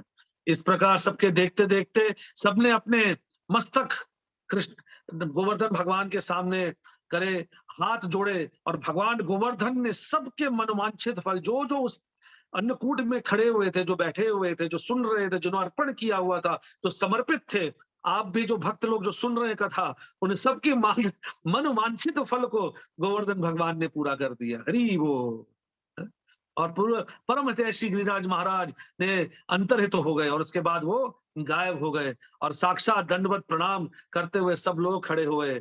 और कृष्ण ने गोवर्धन के इस महोत्सव में आए हुए सब ब्रजवासियों ने देखा कि देखिए पुराण प्रसिद्ध विशाल रूप जो कृष्ण, जो अन्नकूट को खाने वाले गोवर्धन भगवान को आपने देखा, ये पुराणों में भी प्रसिद्ध है। ये मैंने नहीं बताया है, तो मैं बता रहा था, वो आपके सामने समक्ष बताया हुआ है, एविडेंस दिया मैंने उनके स्वयं आने का। उससे बढ़कर आपको क्या चाहिए? इंद्र के लिए समर्पित करने वाली भेंट को गिरिराज भगवान ने जो खाया और उससे गिरिराज भगवान अत्यंत बलवान हो गए और बोले देखते अब इंद्र आ, देखते कितनी तेरे में शक्ति है, क्या क्या करेगा देखता हूं, कितना तू प्रचंड रूप से अपना पूरा जोश रोष सब निकाल, देखेंगे क्या होगा। और हमने देखा कि जब आगे के चट्टानों को और उनको पूरा व्यथित करते हैं तो कुछ भी जो है वो आगे कर नहीं पाते हैं, उनको कहीं भी कुछ भी दूर दूर तक उनका कोई फर्क नहीं पड़ता उनके ऊपर ही। तो इसको कितने सुंदर श्लोक में बताया गया है कि निधाय मूर्धनि बद अंजलिता सर्व मन्न अप्य ऊर्ध्वम। ऐसे ही उन्होंने क्या किया, बद अंजलि बनाकर, अंजलि अपने हाथ जोड़कर भगवान के सामने आए और सर्वोतपि वरान वरान, सभी के वर, एक के नहीं, सर्वतो वरान वरान। तो आप हम सब भक्त लोग बैठे हुए हैं, सुन रहे हैं, जो अन्नकूट के समय में उस समय सुनते थे और तब से भी जो जो लेके करते आ रहे हैं, उन सब पे विशेष कृपा बता रहे हैं कि उनके वर, उनके इच्छाएं, उनकी अंदर की चेष्टाएं, जो जो हृदय में छुपी हुई बातें थी, वो भी अन्नकूट के दिन पूरी हो गई थी। वरान वरान वृक्ष अंतकितम अंतर्हित, वृक्ष तर्कित अंतर्हित, ऐसे सबकी पूरी करने के बाद अंतर्हित हो गए। ये किसी के भी भगवान ने ये नहीं छोड़ा करने का। श्री हरि असौ सर्वान पर्वत पर्व आगतम प्रत्युवाचा, इतना सुंदर शब्द भगवान कहते हैं कि ऐसे हरि ने क्या किया कि ऐसे पर्वत, गोवर्धन पर्वतम, पर्वतम पर्व आगतम पर्वतम पर्व आगतम, पर्वत के साथ में क्या लिखा है, पर्व आगतम, तो दोनों शब्द एक जैसे लग रहे, पर वो पर्वत है, ऐसे पर्वत का के साथ में जो पर्व हुआ, ऐसा महोत्सव हुआ। उसके बाद भगवान कहते हैं हो कल्यत अचलहा करुण्यात्म रूपम, ये करुणा से भरा हुआ ये जो अन्नकूट वाले और ऐसे जो अचल भगवान जो है स्वयं जो आपके हमारे साथ में हुए हैं, इनका भजन अखिल में हमें पूरी तरीके से भजन करना चाहिए, हमें ये कृपा करनी चाहिए, क्योंकि ये मर्दन करते हैं, ये जो है जिसके अंदर अहंकार है उसके अहंकार को चूर करते हैं, अनादर कृत्ताम्यम, अनादर करने वाले कृत करते वाले हैं, और इसी से इनको और ज्यादा बल मिल रहा है और बलवान होते जा रहे हैं। तो सुरिंदर बलि ग्रहात अति बलि तथा तर्कयते, तो इतना करने के बाद में भगवान ने क्या किया कि अपना वहीं पर ही जो विस्तार था अंतरिक्ष को खत्म किया और आगे बढ़े। प्रभुपाद जी बताते Govardhan Puja is going on and is known as Annakut, Krishna book chapter 24। Sometimes the food is thrown to the crowds. Prabhupada इतना अद्भुत बताते हैं कि कभी कभी प्रसाद को जो है फेंका जाता है, पर ये फेंकना वाला जो है ये कोई भी अपराध नहीं है, इसमें अन्नकूट के समय में फेंक सकते हैं, प्रसाद फेंका जाता है, एंड दे एंजॉय कलेक्टिंग। और भक्त लोग जो गो ब्रज में है वो उठा उठा कर खाते हैं, इसमें कहीं वो ये भाव नहीं होता कि ये दूषित हो गया, कुछ हो गया, फिर महा भगवान को अभिषिक्त है, भगवान को भोग लगा हुआ प्रसाद है, तो इसको कभी भी अपमान नहीं समझा जाता है, उसी समय उसको आनंद ले लेके खा रहे हैं। From this we can understand the prasad offered to Krishna never gets polluted or contaminated, even if it is thrown on the ground. तो भगवान का जो महाप्रसाद है वो इतनी अद्भुत शक्ति है, यहाँ तक कि स्वरूप दामोदर और बाकी भक्ति बताते हैं कि अगर इवन कुत्ते के मुख को भी गलती से वो लग गया हो प्रसाद को, अन्नकूट की महात्मा है, अन्नकूट के बारे में चर्चा करते हुए हमें अपनी भावना और अपनी चेष्टा को बिल्कुल शुद्ध करना चाहिए, प्रसाद की वितरण को इतना अद्भुत मानना चाहिए कि प्रसाद जो है वो इसके अंदर सारी शक्तियां भगवान ने अपनी डाली हुई है, और महाप्रसाद जैसे ही आता है उसी समय हमें उसी समय ऑनर करना चाहिए, ये नहीं सोचना मेरा मुंह धुला हुआ नहीं है। हरदास ठाकुर जैसे ही भगवान उनके लिए भिजवाया करते थे, जो सोचते नहीं थे, जिस स्थिति में है जैसे भी है सबसे पहले हाथ जोड़कर उसको हम लोग अर्पण करते हैं, उसको उसी समय आदर करते हैं और ग्रहण करते हैं, ये उसकी आदर, ये उसकी महिमा है कि उसको हमें कभी भी वेट नहीं करना चाहिए। प्रभुपाद नेवर लेट कृष्णा और इट्स प्रसाद वेट आल्सो हमें कभी वेट नहीं करना, there is no difference between Krishna and its prasad. तो भाव ये है कि ये नहीं कि आप कृष्ण प्रसाद को खा सकते हो तो कृष्ण को भी खा सकते हो। तो कुछ लोग इसलिए इसको बात को हंसी मजाक में लेने की शुरू करते हैं, पर उसका भाव ये है, एक भी अन्न को छोड़ना कृष्ण के अपमान के बराबर है। तो उसी तरह से जब भगवान का जो भोग है, जब अर्पण किया जा रहा है और दिया जा रहा है, तो उसी समय हमें पूरे भाव से, पूरे प्रेम के साथ हमें अर्पण लेना चाहिए। पर एकादशी के दिन नहीं ले सकते। एकादशी के हम ग्रहण का मना नहीं कर सकते, लेके लेना चाहिए और अगले दिन उसको आदर करना चाहिए। तो उस समय ये शिष्टाचार ये हो जाता है कि भाई अब हम लोग क्या करें, बस असमंजस में है, तो हाँ, उस समय हमें लेकर रखना चाहिए और क्या करना चाहिए, अगले दिन इसको आदर करना चाहिए। इस भाव को लेकर इस अन्नकूट की स्थिति इतनी ऊंची है। तो अन्नकूट के अंदर इतना ज्यादा महोत्सव की इतनी ज्यादा कृपा है कि गोवर्धन भगवान ने स्वयं जो हमारे पे विशेष कृपा करी हुई है, वो कृपा कभी और कोई और महोत्सव कर ही नहीं सकता है कि गोवर्धन से ज्यादा दया करने वाला कोई और नहीं है। कृष्ण इसी बात को पूर्ति करते हुए बता रहे हैं कि गोवर्धन स्वयं जो है वो उसकी, अगर इतिहास में जाए कि द्रोण के पुत्र के रूप में इतना तरसे हुए थे कि कृष्ण के पास कृष्ण वहां पहुंच गए हैं, तो मुझे भी जाना है। और क्योंकि राधा रानी का गोवर्धन से इतना प्रेम है, यत्र गोवर्धन नस्ते यत्र नाम, जहां पर गोवर्धन नहीं है, यत्र ना यमुना नदी, जहां पर यमुना नहीं है वहां पर मैं नहीं जा सकती। तो भगवान को गोवर्धन को साथ में भेजना होता है, 84 कोस जो है ऊपर से लेते हैं और सीधा ही भगवान भेजते हैं ब्रज में। और गोवर्धन जो है वो स्वयं पुलस्त मुनि जब उनको लेकर आते हैं, वो एक विख्यात पूरी कथा है उसके अंदर, कैसे उनका भाव है कि मैं अब ब्रज में आ गया हूँ, अब ब्रज में ये मुझे तो काशी लेके चले जाएंगे पुलस्त मुनि, तो मैं यहीं पर अब भारी अपना हो जाऊं और यहीं पर मैं स्टेशनरी हो जाऊं। तो वो उतर जाते हैं और उन्होंने एक ही वचन लिया होता है कि मैं, आप कहीं भी ले जाओ मुझे, मैं चलने को तैयार हूँ, पर एक बार आपने मुझे धरा पे छोड़ दिया तो फिर मैं उठूंगा नहीं। तो ब्रज में आते ही उनके अंदर रोमांच होना शुरू हो जाता है, हैं? हैं? अश्रु बहने शुरू हो जाते हैं, उनके अंदर विकार उत्पन्न होने शुरू हो जाते हैं, इतने अद्भुत वो जो भक्ति के वो उनसे रहा नहीं जाता और अपने आप को भारी कर लेते हैं। और गोवर्धन भगवान यहाँ पे स्थापित हो जाते हैं, यहाँ से हिलते नहीं है। और विरह में बता रहे हैं कि हर एक एक तिल जो है वो नीचे होते जाते हैं, हर साल एक एक तिल नीचे साइज उनका कम होता जा रहा है।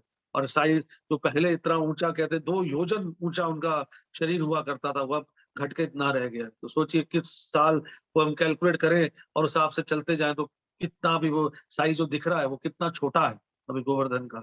इतने ही कृपालु है गोवर्धन भगवान, इतने दया से पूर्ण है गोवर्धन भगवान, कृष्ण को सबसे प्रिय है गोवर्धन भगवान।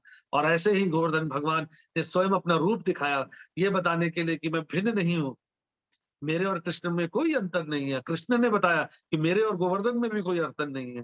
तो गोवर्धन की जब परिक्रमा करते हैं, गोवर्धन के भाव में जब करते हैं, तो उसका भी एक शिष्टाचार हम लोगों को इस तरह से होता है कि केवल हम वहां पे एक मैराथन करने के लिए ना जाएं, हम लोग चर्चा जो है केवल हम लोग भागने दौड़ने के लिए ना जाए हैं, हम लोग भगवान की चर्चा करने के लिए जाएं, भगवान के कीर्तन के लिए जाएं।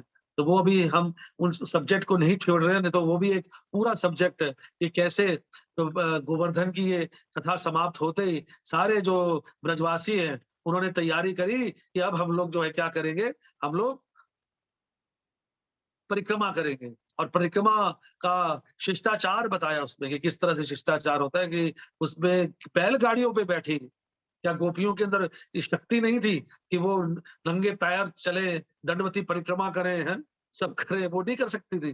पर उन्होंने मुख्यतः बात की कि कृष्ण की कथा, कृष्ण का कीर्तन, कृष्ण के गुण की चर्चा, कृष्ण की लीलाओं की चर्चा, कृष्ण के कर्म की चर्चा करेंगे, करते हुए हम परिक्रमा करेंगे जिससे गोवर्धन को आनंद मिले।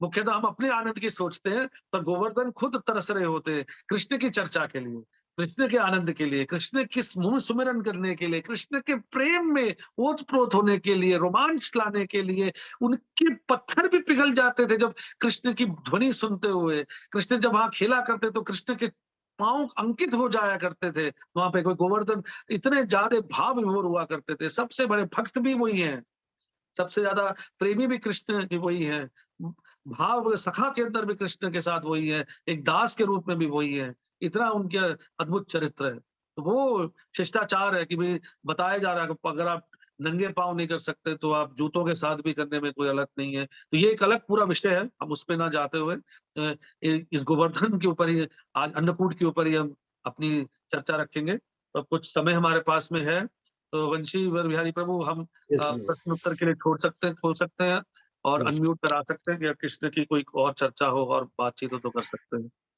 Thank you very much, thank you very much. तो फर्स्ट ऑफ ऑल तो मैं माफी चाहूंगा कि आपको हम वेलकम नहीं कर पाया मैं ठीक से। दशारी ब्रो प्लीज आप हाँ, मैं आपसे रिक्वेस्ट करूंगा कि धनंजय प्रभु जी का प्लीज वेलकम करें।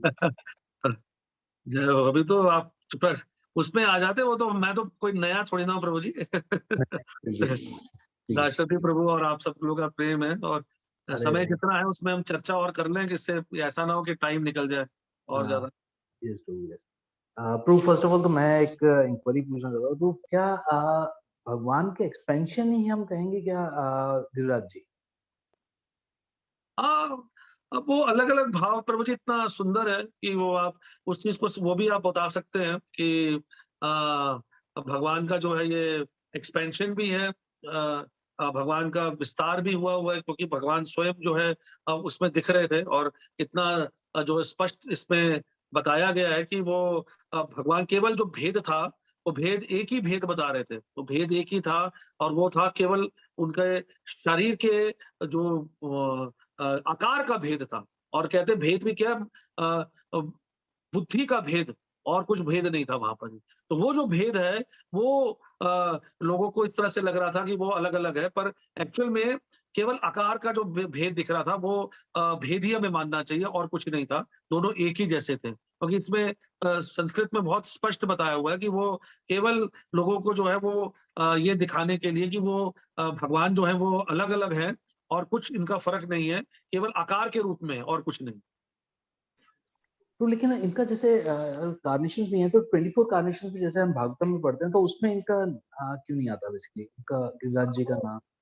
तो जी वही हम लोगों ने ना इसके बारे में चर्चा बहुत बार वो करी है कि उस केवल वहाँ पे ना समय की जो है वो स्थिति इतनी ज़्यादा सीमा जो थी वो कम थी वहाँ पे, परीक्षित महाराज के पास में, कि वो वो जो इन गहराई के अंदर वो जा नहीं पा रहे थे, क्योंकि अगर जितना गहराई में चले जाते, तो फिर वो समय निकल जाता। तो उन उन समय से बचने के लिए, कि भई ये समय को बचाने के लिए, ये जो भाव है ये जो है वो उन्होंने अपने पास में ही रखा, उनको आगे आने नहीं दिया। तो वो बात को ही बस हम लोग को समझना चाहिए कि और कोई कारण नहीं था कि वो ना बताना चाहें। पर यहाँ तक तो वहाँ पे ये तो बताया है कि स्वयं गोवर्धन ने अपना मुँह, भागवतम में ये बताया गया, गोवर्धन स्वयं प्रकट हुए, और प्रकट होकर उन्होंने अ, आवाज़ भी आई सब लोगों को कि हाँ, अन्योर अन्योर जो इस तरह से शब्द भी आया, प्रभुपाद ने उससे व्याख्या भी करी है। तो वहाँ पर इस तरह से आ रहे हैं। Right right. Thank you very much. Yes Radha चित्र प्रभु, आप अपने आप को अनम्यूट कीजिए। राधा चित्त हरि प्रभु, हरि बोल राधा। हरे कृष्णा दृढ़ प्रणाम प्रभु जी। दंडवत प्रणाम। बहुत अच्छा तरह से आपने कवर किया, मतलब जानते तो हाँ, लेकिन हम लोग इतना विस्तृत नहीं जानते थे, जैसा कि आपने एक एक चीज को बहुत क्लियर बताया। आ, तो और हम अपने गुरु महाराज भी, हमारे जो शिष्य लोग स्वामी महाराज हैं, उनसे भी कथा जूम के ऊपर में एक दो बार सुने भी हैं। तो लेकिन जितना विस्तार आपने बताया, उतना विस्तार तो कोई बताया नहीं। तो मेरा कहने मतलब यह है प्रभु जी कि एक मेरे दो क्वेरी थे कि इंद्र की पूजा करने का परंपरा तो बनी चुका था, पता नहीं कितने सालों से वर्षों से चला रहा था, और भगवान उसमें करीब लगभग 7 साल के थे भी, जी। लगभग उनली 7 साल थे। तो उनके कहने से मतलब सारे ब्रजवासी जबकि वृद्ध वृद्ध थे, उनके पिताजी भी उनके काफी उम्र के थे, और सारे थे काफी मतलब ब्रजवासी थे। तो छोटे से बालक थे, जबकि भगवान अपनी भगवत्ता भी नहीं शो करना चाहते थे कि मैं स्वयं भगवान हूँ। एक बालक के रूप में ही एक रहते थे। बालक ऊपर में इतने महान महान लोग थे, सब सब उनका विश्वास कैसे हो गया? हाँ, ये यही तो अद्भुत प्रभु जी, यही तो समर्पण की स्थिति है जो हमने जो चर्चा करी ना, जबकि जो जी शुरुआत जब हुई थी, तो ये एक पहला मैंने जो बताया था ना कि गोवर्धन जो है वो 5 गोवर्धन लीला जो है वो 5 या 6 हिस्सों के अंदर है, कि पहले कृष्ण ने सबको संतुष्ट किया, तो पूरा चर्चा बता करके और शास्त्रों को प्रवीणता से बताते हुए, और एक तो उनका जो कहते हैं ना, जब प्रेम के अंदर व्यक्ति अंधा होता है जी, तो जी, कृष्ण के प्रति इतना प्रेम और इतना जागरूकता है उनको ना, जी, कि वो कृष्ण कुछ भी बोले, कुछ भी करे, उनका हृदय जी, करता है कि बस कृष्ण की बात को ही मानना है, कृष्ण को ही सुनना है, कृष्ण को ही जी, जानना है, कृष्ण के अलावा कुछ और नहीं सुनना है। तो जी, वो तो अपने सखा तो वो मानते ही थे, क्योंकि सखा लोग तो सब समझते हैं, तो सखा तो बोलते हैं ठीक है, हमारा ये लीडर है, ये है। पर यहाँ पर जब वो जो पूरा एक अध्याय है, इतना सुंदर अध्याय है कि कृष्ण जब चर्चा करते हुए समझाते हैं, तो एक गुरु का जब रूप ले रहे होते हैं, और सारे जो श्रेष्ठ ब्राह्मण और जो श्रेष्ठ बड़े बूढ़े गोप हो रहे होते हैं, उनको निरुत्तर कर देते हैं अपनी जी, अपने अपने जो शोध से, जो उन्होंने शोध किया होता है, रिसर्च करी होती है शास्त्रों के माध्यम से, क्योंकि बाद में भी भगवान बताते हैं, देखो जिस शास्त्र से मैं बता रहा हूँ, ये शास्त्रों में लिखी हुई बात है कि गोवर्धन भगवान की स्थिति कितनी होती है, ये है? तो वो ऐसा उनका चरित्र है कि ये नंद महाराज बता रहे हैं ना, कि आदर एवं संकोच से जी, भगवान नंद महाराज को आदर भी हो रहा है, सा आदर अदर हसित सिद्ध। ऐसे जो नंद महाराज हैं, उन्होंने तन्ने नयने अपने तन्ने तन्ने पुत्रों कहा जाता है, अर्थ है तन्ने के नयन उनको देखकर आदर आदर पूर्ण तरीके से देखते हुए आदर भी दे रहे जी, हैं और संकोच भी कर रहे हैं। संकोच ये कि मैंने इसकी बात मान ली, अब इंद्र ने अगर कुछ उल्टा कर दिया तो क्या होगा, तब फिर भी आदर सहित, क्योंकि इसने ऐसी बात उठाई है? और फिर उसको जो अपनी गोद में भगवान को लेते हैं कि जी, हाँ, तू गोद में तो बैठ वहां पे, क्योंकि भगवान है, कहीं भी गोष्ठी होती थी, इष्ट गोष्ठी है, कुछ भी हो रही है, तो भगवान सबसे पहले गोद ही उनको सबसे अच्छी लगे। कभी किसी बूढ़े ग्वाले के गोद में जाएंगे, कभी वात्सल्य से पूरित कोई और है उसकी गोद में, या यहाँ पे नंद महाराज की गोद में, है ना। तो जो चित्रण करा गया वो इतना सुंदर है कि मुझे बार बार वो जी, बड़ा अच्छा लगता है। तम अंकम अन न अंकमीव, तम अंकम उनके अंक में, उनकी गोद में, तम अंक नंद महाराज की गोद में चले गए, और कैसे दिख रहे हैं, न अंकमीव सुधाकरम वसुधाकर, जो वसुधा, जी, अगर वसुधा मतलब धरती माँ पे अगर कोई निष्कलंक, न अंकमीव सुधाकरम, सुधाकर कहा जाता है जो सुधा को लेने वाला, जो नेक्टर जिसे कहते हैं ना, अमृत बरसाने वाला जो मून होता है, सुधाकरम जी, जी, चंद्रमा को बोला जाता है। ऐसा ऐसा सुधाकर जो न अंकमीव हो, जो न अंक अंक यहाँ पे एक तो अंक गोद के बारे में आ गया, एक अंक हो गया स्पॉट्स के बारे में, लांछन के मतलब कहा जाता है, या उसपे जो जी, है दाग होते हैं, ऐसा बेदाग जो चंद्रमा है, न अंकमीव सुधाकरम, जी, न अंकम इव सुधाकरम। ये गहराई वाली है, स्टडी ग्रुप के रूप में इसको गहराई में और जा सकते हैं, तो दाशरथी प्रभु हम लोग चर्चा करेंगे, उस प्रयास कर रहे हैं। न अंकमीव सुधाकरम, ऐसा सुधाकर जो अंक नहीं है, जिसमें न अंक है, जिसमें कोई स्पॉट नहीं है, जिसमें कोई दाग नहीं है, ऐसा उन नंद महाराज के तम अंक में, उनकी गोद में वो आ जाते हैं। तो जी, वो उनकी गोद में होकर बालक जरूर दिख रहा है, जो आपका राधा चित्तन प्रभु कर रहे हो, पर ऐसा उनका चरित्र है, ऐसा आकर्षण है, ऐसा प्रेम है कि उसमें वो कुछ याद नहीं रखते, कुछ सोचते नहीं है, पूरी तरह समर्पित हो जाते हैं कृष्ण की जी, वाणी में, कृष्ण के गुण में, कृष्ण की चेष्टाओं में। और फिर कृष्ण ने जो इससे पूरा का वो देखे, जो पहला वाला हिस्सा है जो हम नहीं चर्चा कर रहे हैं, क्योंकि वो भी इतना लंबा हो जाता है, तो एक एक दिन का जो है सप्ताह बन जाता है यहाँ पे, तो जी, उसके अंदर पूरा जो उन्होंने लॉजिक दिया है, क्या अर्थ दिया हुआ है, फिर यहाँ पे प्रूव भी करते हैं बीच में, जैसे हमने चर्चा करी ना, देखो वो कभी किसी को देखा है खाते हुए, देखो यहाँ पे खा रहे हैं, तुम्हारे सामने जी, खा रहे हैं, गोवर्धन खुद खुद बोल भी रहे हैं, मैं जी, गोवर्धन हूँ, मैं जी, खा रहा हूँ।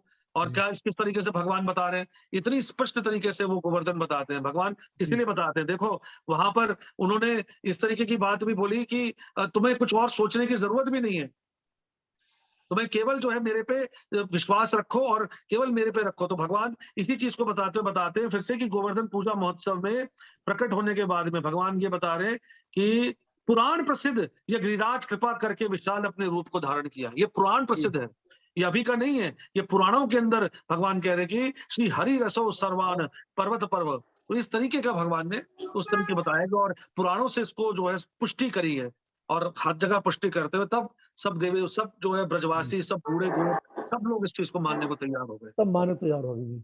अच्छा, दूसरी प्रथा कि जब अन्य और अन्य और अन्य और लाओ और लाओ और लाओ कर रहे थे भगवान, तो उसमें हमारे गुरु महाराज बता रहे थे कि एक जो है बुद्धिमान उसमें से एक ब्रजवासी क्या किया कि उसमें तुलसी का दल डाल दिया, तुलसी दल डाल दिया। हरि बोल, हरि तो बोल। तुलसी दल डालते ही भगवान संतुष्ट हो गए। उससे पहले तुलसी दल जब तक नहीं डाला था तब तक पूरे खाते जा रहे थे, सारा खा लिया फिर भी उनका पेट नहीं भरा, जितना था उसे कई गुना और खाते हो।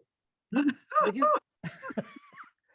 लेकिन जैसे ही वो चालाक ब्रजवासी ने, बुद्धिमान ब्रजवासी ने तुलसी का दल डाल दिया, बस दल डालते ही जो सेटिस्फाई हो गए। हाँ, बहुत सुंदर महाराज ने बताया, बड़ा ही सुंदर है।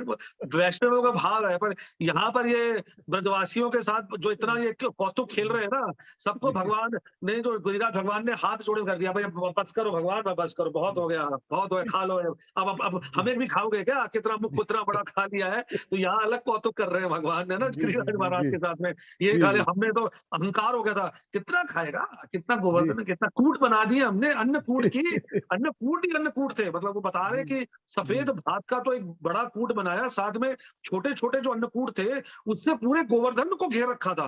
तो सोचिए, करोड़ों गोपियां हैं, उनके साथ करोड़ों जो है वो माता गोपियां अलग हो गई, और जो प्रेसी गोपियां अलग हो गई, फिर ब्रजवासी हैं, तो कितने लोग क्या क्या लेकर आए होंगे। इतने अन्नकूट थे, इतने छोटे छोटे कूट थे, उसमें सब्जियां थी, तालाब थे, दाल थे, ये थे, तो बोला कैसे खाएंगे, देखते हैं। और गिरिराज महाराज बता रहे थे इसमें, जो गिरिराज महाराज की जो कथा में, गिरिराज महाराज जैसे जैसे ग्रासों को बार बार खाते थे, वैसे वैसे अतिशय परिपुष्ट भी हो रहे थे, मोटे भी ताजे हो रहे थे, और लंबे चौड़े हो रहे थे। मतलब लंबे चौड़े भी अपने आप को दिखा रहे थे। कितना सुंदर है। अतरो त्रिनाथ ग्रासान, अतरी जितना ज्यादा से अतरी अतर जितना ज्यादा तृणत जितना मिल रहा था, ग्रासान ग्रास के रूप में, एक ग्रास लिया तो एक पर्वत खत्म, एक वो लिया दाल ली तो भात को दाल में डाला, दाल का सरोवर खत्म। ग्रासान भूभृत, भूभृत यथा यथा, ये बहुत मीठा है। मतलब सोचिए, जीव गोस्वामी, भूभृत कहा जाता है, भू पृथ्वी, पृथ्वी पे भृत जो सपोर्ट करते, पृथ्वी को सपोर्ट करता है, वो कौन हो गया, भूभृत पर्वत। उस वो पर्वत जो क्या हो रहा था, भृत यथा, भूभृत भृत यथा हो गया था, वो भृत बन गया था, और ज्यादा फैट बन गया, बड़ा बन गया था, बृहद मृदंग के रूप में बाहर जो है था, बृहद बृहद बन गया था, ऐसा भूभृत भृत बन रहा था। और अचली क्लिप्त क्लिपृत्यता अप्य उच्चैरम आलय तथा तथा, और क्या क्या जैसे जैसे और खिलाए जाओ, और परिपुष्ट करते जाओ, और मोटे होते जा रहे थे, तो भगवान संतुष्ट हो रहे थे। तो वो तुलसी वाला भाव तो बहुत उच्च कोटि का है, वो तो हर जगह ही वैष्णवाचार्य इतने सुंदर दिखा देते। जैसे वो तो था ना, जो सत्यभामा के अहंकार को दूर करने के लिए माता रुक्मिणी ने दिखाया था कि अब भगवान को तुम खरीद रहे हो, तो जो नारद मुनि ने छल चल दिया था, तो एक जो कहते हैं ना, वो तुला तुला भार वाली लीला थी, तो उसमें एक तरफ सारा का सारा भार लगा दिया, पूरा उस जेवर खत्म कर दिया। अब तो कृष्ण ने जो है उनको कोई जो लेके चला जाएगा, कृष्ण को खरीद लिया मैंने, तो कैसे होगा, नहीं मैं संतुष्ट कर, तो ये लो एक छोटा सा तुलसी का दल ऊपर रखते ही संतुष्ट हो गए थे। तो कृष्ण बिक गए थे, नारद मुनि लेके चले गए थे। और सत्यभामा बोलती, अब तो मैं पिटूंगी सब लोगों से, सारी रानियां 16,100 पकड़ के मुझे मारेंगी, 8 मुख्य रानियां मारेंगी, अब तो गई मैं। तो रुक्मिणी माँ आके उनकी जो है वो सहायता करती है, जिसके साथ में वो इतना भड़का भी दिए होते। तो ये तुलसी का तो बहुत महत्व है, और आपने बड़ा सुंदर महाराज की बात लेकर मेरे को और कृपा करी। धन्यवाद। Radha Krishna. Thank you. Yes, Dasapi, Prasad too, please. हाँ, First, you यार, welcome the सबसे पहले तो मैं माफी चाहूंगा कि लेट ही जाया है मैंने आपकी क्लास पे, लेकिन मैं भरपूर आनंद लिया आपकी कथा की। आपने जिस तरह से प्रस्तुत की है, रियली काफी मनमोहक है, सभी भक्त ने काफी अच्छे से इसको लिए होंगे। और जैसे प्रभु जी की नाम है धनंजय कृष्ण, धनंजय का एक जो अर्जुन थे उसका नाम था धनंजय। धनंजय का मतलब, जब भी युधिष्ठिर महाराज के धन की कमी होती थी तो धन इकट्ठा करने में अर्जुन एक्सपर्ट थे, वहां पे कहीं ना कहीं धन इकट्ठा करते। तो ऐसे जब भक्तों को जब कथा सुनने के लिए जब रुचि हो, आग्रह होता है, प्रभु जी कई ग्रंथ से, गर्ग संगीता से, भागवतम से, कृष्ण लीला से, कहीं से एकत्रित करते से रस को, खाली कथा एकत्रित कर रस को, सिद्धांत को, उसको पर व्यंजन बना के सारे भक्तों के सम्मुख प्रस्तुत कर रहे, ताकि जो भक्त सरलता से वो व्यंजन को आस्वादन कर पाएंगे। तो ये प्रभु जी का एक विशेष कला है वहाँ पे। तो और जैसे अन्नकूट का प्रभु जी यहाँ महोत्सव बता रहे थे, अब प्रभु जी का आप देखेंगे उनका जो सेवा है, जो भक्ति में जो प्रभु जी का जो कृष्ण कंस में सेवा कर रहे हैं, वो अन्नामृत फाउंडेशन एनसीआर का कर रहे हैं वहाँ पे। और दिल्ली प्रभु जी का एक मैं देख रहा था, वहाँ पे प्रभु जी 75 टन्स का जो फूड भोजन बना के जो गरीब बच्चे हैं स्कूलों को मिड डे मील के माध्यम से बच्चों को दे रहे हैं। तो 75 टन्स कितना बड़ा अन्नकूट हमने बन सकते हैं वहाँ पे। तो हरि बोल हरि बोल। तो हम तो आज एक एक दिन में गोवर्धन पूजा में अन्नकूट बनाते हैं। प्रभु जी का जो सेवा है, डेली कितने छोटे बड़े कितने कितने अन्नकूट बना रहे, 75 टन भोजन की लेके वहां पे। तो ऐसे प्रभु जी का गोवर्धन के प्रति जो इतना कथा सुना रहे, तो डेफिनेटली प्रभु जी का गोवर्धन का विशेष अनुकंपा है, प्रभु जी का आशीर्वाद है। और प्रभु जी के माध्यम से आज भी जो गोवर्धन का कृपा हमें वितरित किए, अकेले अपने पास नहीं रखे वहां पे। तो प्रभु जी के विशेष लक्षण है, मतलब सारे जब भी कथा होती है तो धनंजय की जैसे नाम है, अलग अलग जगह से अलग अलग रस का कथा को संग्रह करके फिर उसको व्यंजन प्रस्तुत करके फिर जो भक्त है जो कथा सुन रहे हैं उनका रुचि, उनका जो कैपेसिटी सारे को देखे वो अच्छे से व्यंजन बना के परोसते हैं।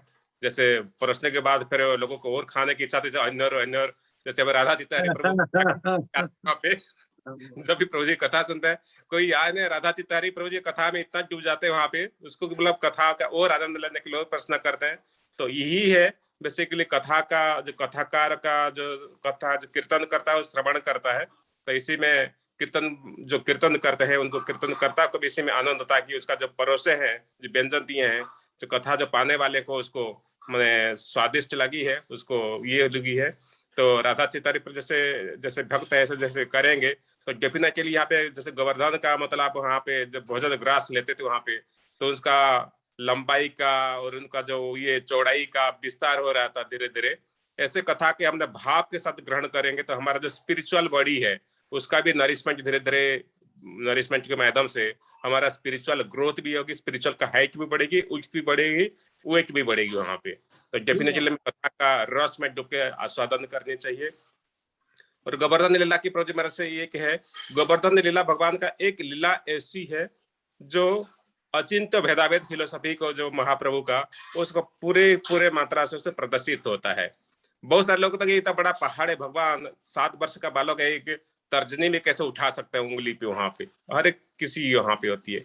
तो ये ऐसी है, मतलब इसी पे ही आपका भक्ति का किस धरातल पे है आपको तुरंत परीक्षा हो जाती है वहां पे। तो हमें ये जो भगवान का लीला पे जो विश्वास नहीं होती है, हमारे भगवान की लीला पे कभी कभी जो संदेह उठता है, डाउट उठता है, इसी को हमने अंतिम जब गोवर्धन लीला पे आके परीक्षा में आ जाते हैं। और इसमें किस लेवल पे हमारा श्रद्धा है, जैसे इतना बड़े पत्थर को पहाड़ को भगवान उठाए, तो यहाँ पे हमने देख सकते हैं कि भगवान के प्रति कितना समर्पित है। तो जैसे प्रभु जी बता रहे हैं कि जैसे गोवर्धन जैसे नंद महाराज भगवान को आप गोद में लिए थे तो प्रभु जी बोले थे स्पॉटलेस थे, मतलब नियम मतलब अंक विहीन थे वहां पे। तो जो गोवर्धन का जो सेवा करता है वो भी जो उनका भक्ति है, भक्ति भी स्पॉटलेस होना चाहिए। ब्रजवासी जितना भी थे सारे, अकेले भगवान कृष्ण स्पॉटलेस नहीं थे, सारे ब्रजवासी का भगवान के प्रति आस्था विश्वास सारे स्पॉटलेस था। वैसे मतलब से हाँ, इतने सालों से कोई इंद्र की पूजा, इंद्रदेव की पूजा कर रहे हैं, एकाएक तुरंत भगवान के समर्पित गोवर्धन के पूजा कर रहे हैं, तो अन्न लगाए वहां पे।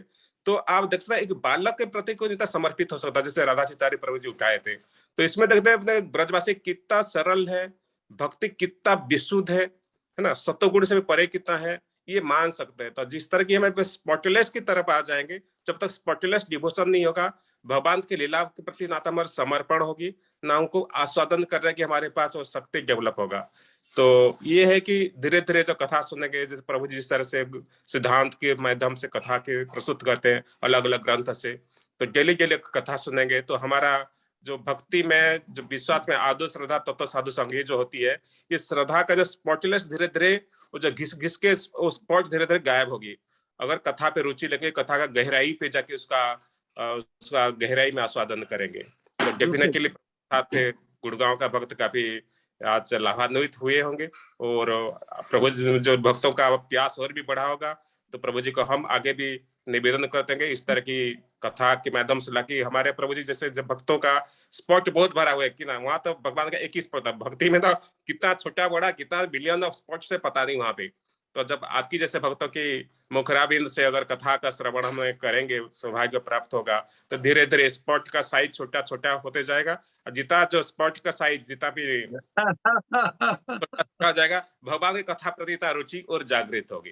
तो आप प्रभु जी हाँ गुड़गांव के भक्त के प्रति आप कृपालु हैं, इतना आप तैयारी करके आते हैं, तो हम बहुत प्रभु आभार व्यक्त प्रभु जी।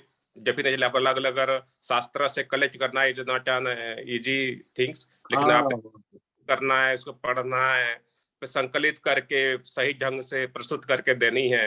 नो डाउट मतलब ये सवाल का आपने कल दिवाली है, फिर भी आपने दिवाली में लग रहा है जैसे मैं मेरी बात है, दिवाली में लेट नाइट हो गया, सोने में उठने में देर हो गया, तो आपको मैं ये नहीं कर पाया, लेकिन फिर भी इतने बावजूद आपने दिवाली का सेलिब्रेट करके फिर आपने शास्त्र का अध्ययन किया, फिर प्रस्तुत किया, फिर सुबह उठ के कथा प्रस्तुत कर रहे हैं, तो डियरली मतलब ये ग्रेट जब, तो हमने बहुत बहुत आभार प्रकट करते हैं गुड़गांव वासी को। और तो मैं सबको अनम्यूट कर देता हूँ, सब प्रभु का धन्यवाद करेंगे हरि नाम बोलकर। आप सब अपने आप को अनम्यूट कर लीजिए। हरे कृष्णा हरे कृष्णा कृष्णा हरे हरे, राम हरे राम राम हरे हरे। थैंक यू प्रभु, थैंक यू। Thank you. किसी और की इंक्वायरी है तो प्लीज अभी भी आप पूछ सकते हैं। हाँ, पूछ सकते हैं। आप कोई पूछना चाहे तो जरूर पूछें। बहुत कुछ डिस्टर्बेंस आ रहा है। शायद आपका, हाँ मेरा ऑन है तो एक दूसरा, हाँ ठीक होगा जी। मुख्य बात जो है आप सब लोग कोई पूछ सकते, पर आप सोचिए जो आप सुने हैं यहाँ पर सबसे है कि सर्वतो अपि वरान वरान वृच्चात अर्थितम अंतर्हिते, आप सबके जो अंदर मनोभावना है वो भी गोवर्धन भगवान आज जो है पूरा कर रहे हैं। वर जो आप इच्छा रख रहे हैं, हमने चर्चा करी। सर्वस्व ही अन्न पूर्व ऊर्ध्वम, और अंजलि के साथ हाथ जोड़ते हुए हम गोवर्धन भगवान से आज अगर कथा के माध्यम से भी हम जो है वहां से भी यहाँ से भी हम गोवर्धन की परिक्रमा कर सकते हैं। ये परिक्रमा करना, ये प्रभु जैसे प्रभु जी बता रहे हैं, तो स्पॉटलेस अपने आप ही हो सकते हैं। जी किसी का कोई प्रश्न है और चर्चा जरूर पूछिए। शायद नहीं है प्रभु इंक्वायरी किसी का, तो हम सेशन को यहीं विराम करते हैं प्रभु। Please we end the session. मैं आपसे रिक्वेस्ट करूंगा नेक्स्ट टाइम भी ऐसी जैसे अभी आप राधा कुंड की भी कथा लेकर आए, इट्स ग्रेट प्रभु, बहुत अच्छा लगा था उस दिन में हमें। तो नेक्स्ट टाइम भी यही हो जाता है प्रभु जी कि वो हम लोग जो है ना वो तत्व को अगर जैसे प्रभु जी ने बताया ना, अगर हम केवल कथा माध्यम से ही सिर्फ सुने ना प्रभु जी, तो वो प्रभु जी ने वंशी विहारी को उस पे ना इतना उसका मेन पर्पस खत्म हो जाता है। पर अगर हम लोग जो है प्रभुपाद को इस भावना से हम आगे लेके चलते हैं, प्रभुपाद को प्रसन्न करते हुए, और हम लोग ऐसे गहरे गहन विचार करते हुए आगे लेके जाते हैं ना, तब फिर इस कथा का वैल्यू भी होता है। कथा के अंदर जाते हो कि मुख्य तो जा रहे देखो तारे को कृष्ण उपदेश और प्रचार हमारा मुख्य लक्ष्य है। पर कथा जो है जब नाम रूप गुण लीला जब प्रभुपाद की प्रसन्नता में होती है, तब हम लोग इस निकल, जैसे हमने किया ना वो ताही अहीर की छुहरिया, कचरी भर छाछ पे नाच दे अहीर। अब यहाँ से अब कोई इस पे कोई बात गलत ले होगा कि भाई हम क्यों बाकी पद को क्यों लेके चल रहे हैं, पर हम उसको जो है उस परिपेक्ष में लेके चल रहे हैं कि अहीर अहीर कहाँ से शब्द आया है, क्योंकि यहाँ पर भी अभीर राजा बताया गया है ना। वसुधा क्रम विधम था अभीर राज और राज उपक्रम में वचन रचना, ऐसी वचन की रचना करी नंद महाराज ने कि जो कृष्ण कह रहे हैं वो करो, जो भी कृष्ण बोल रहे हैं आंख बंद करके करो। तो ये भावना जो शब्द निकल कर आया है, तेन विहितम तथा विहितम, नंद महाराज ने बोला और कुछ नहीं करना, जो कृष्ण कर रहा है बस वही करो। तो ये जो अहीर शब्द आया, अभीर और अहीर में क्या फर्क है? अब ये अपभ्रष्ट कहा जाता है, जैसे हमने उसकी भी चर्चा करी, कितने शब्द जो है उस समय कुछ और बोला करा करते थे, इस समय और चेंज हो गए। अन्योर अभी भी गांव है, पर अघाई की जगह अझाई गांव हो गया। वेलकम करने वाले जो गांव था, जब दंत वक्र को मारा तो वो एक अलग था, आयोरे आयोरे अयोरे करके वो शब्द करते हो, गांव का नाम वो हो गया। तो यहाँ पर अगर हम उन भावना से समझेंगे तो आनंद आएगा ना। नाम अनंत गणंत जो ब्रह्म त्रिलोचन पार न पावत, जोगी जति तपसी सिद्ध निरंतर जाय सदाम समाधि लगावत, काहे अहीर की सुहरिया छचरी भर छाछ पे डाजा। अहीर अहीर शब्द जो यहाँ से आया, तो अहीर को अभीर के साथ जोड़ा है। और पर रस लेने के लिए सूरदास के ग्रंथ भी जो है वो ले रहे हैं हम लोग, उस वात्सल्य भाव को पर जोड़ेंगे इसके साथ में, प्रभुपाद को मुख्य रख के प्रभुपाद के तत्व जो कृष्ण तत्व के साथ में जोड़कर आगे चलाते हैं, तो उसमें रसिक और ज्यादा निकल कर आता है। राधा चतरी में कुछ बोलना चाह रहे, हाथ खड़ा किया था, कुछ कहना चाह रहे राधा चतरी में? हरे कृष्णा प्रभु जी। प्रभु जी ये जो ताही अहिर की छोहरियां छचिया भर छाछ पे नाच नचावे, ये सूरदास का है या ये रसखान जी का है? अरे हाँ, वो भी देखो, मेरे को ये तो ज्ञान रसखान नहीं का है, इन्हीं में से कोई हो गए, कोई बड़े हाँ, प्यारे, दोनों इतने प्यारे हैं।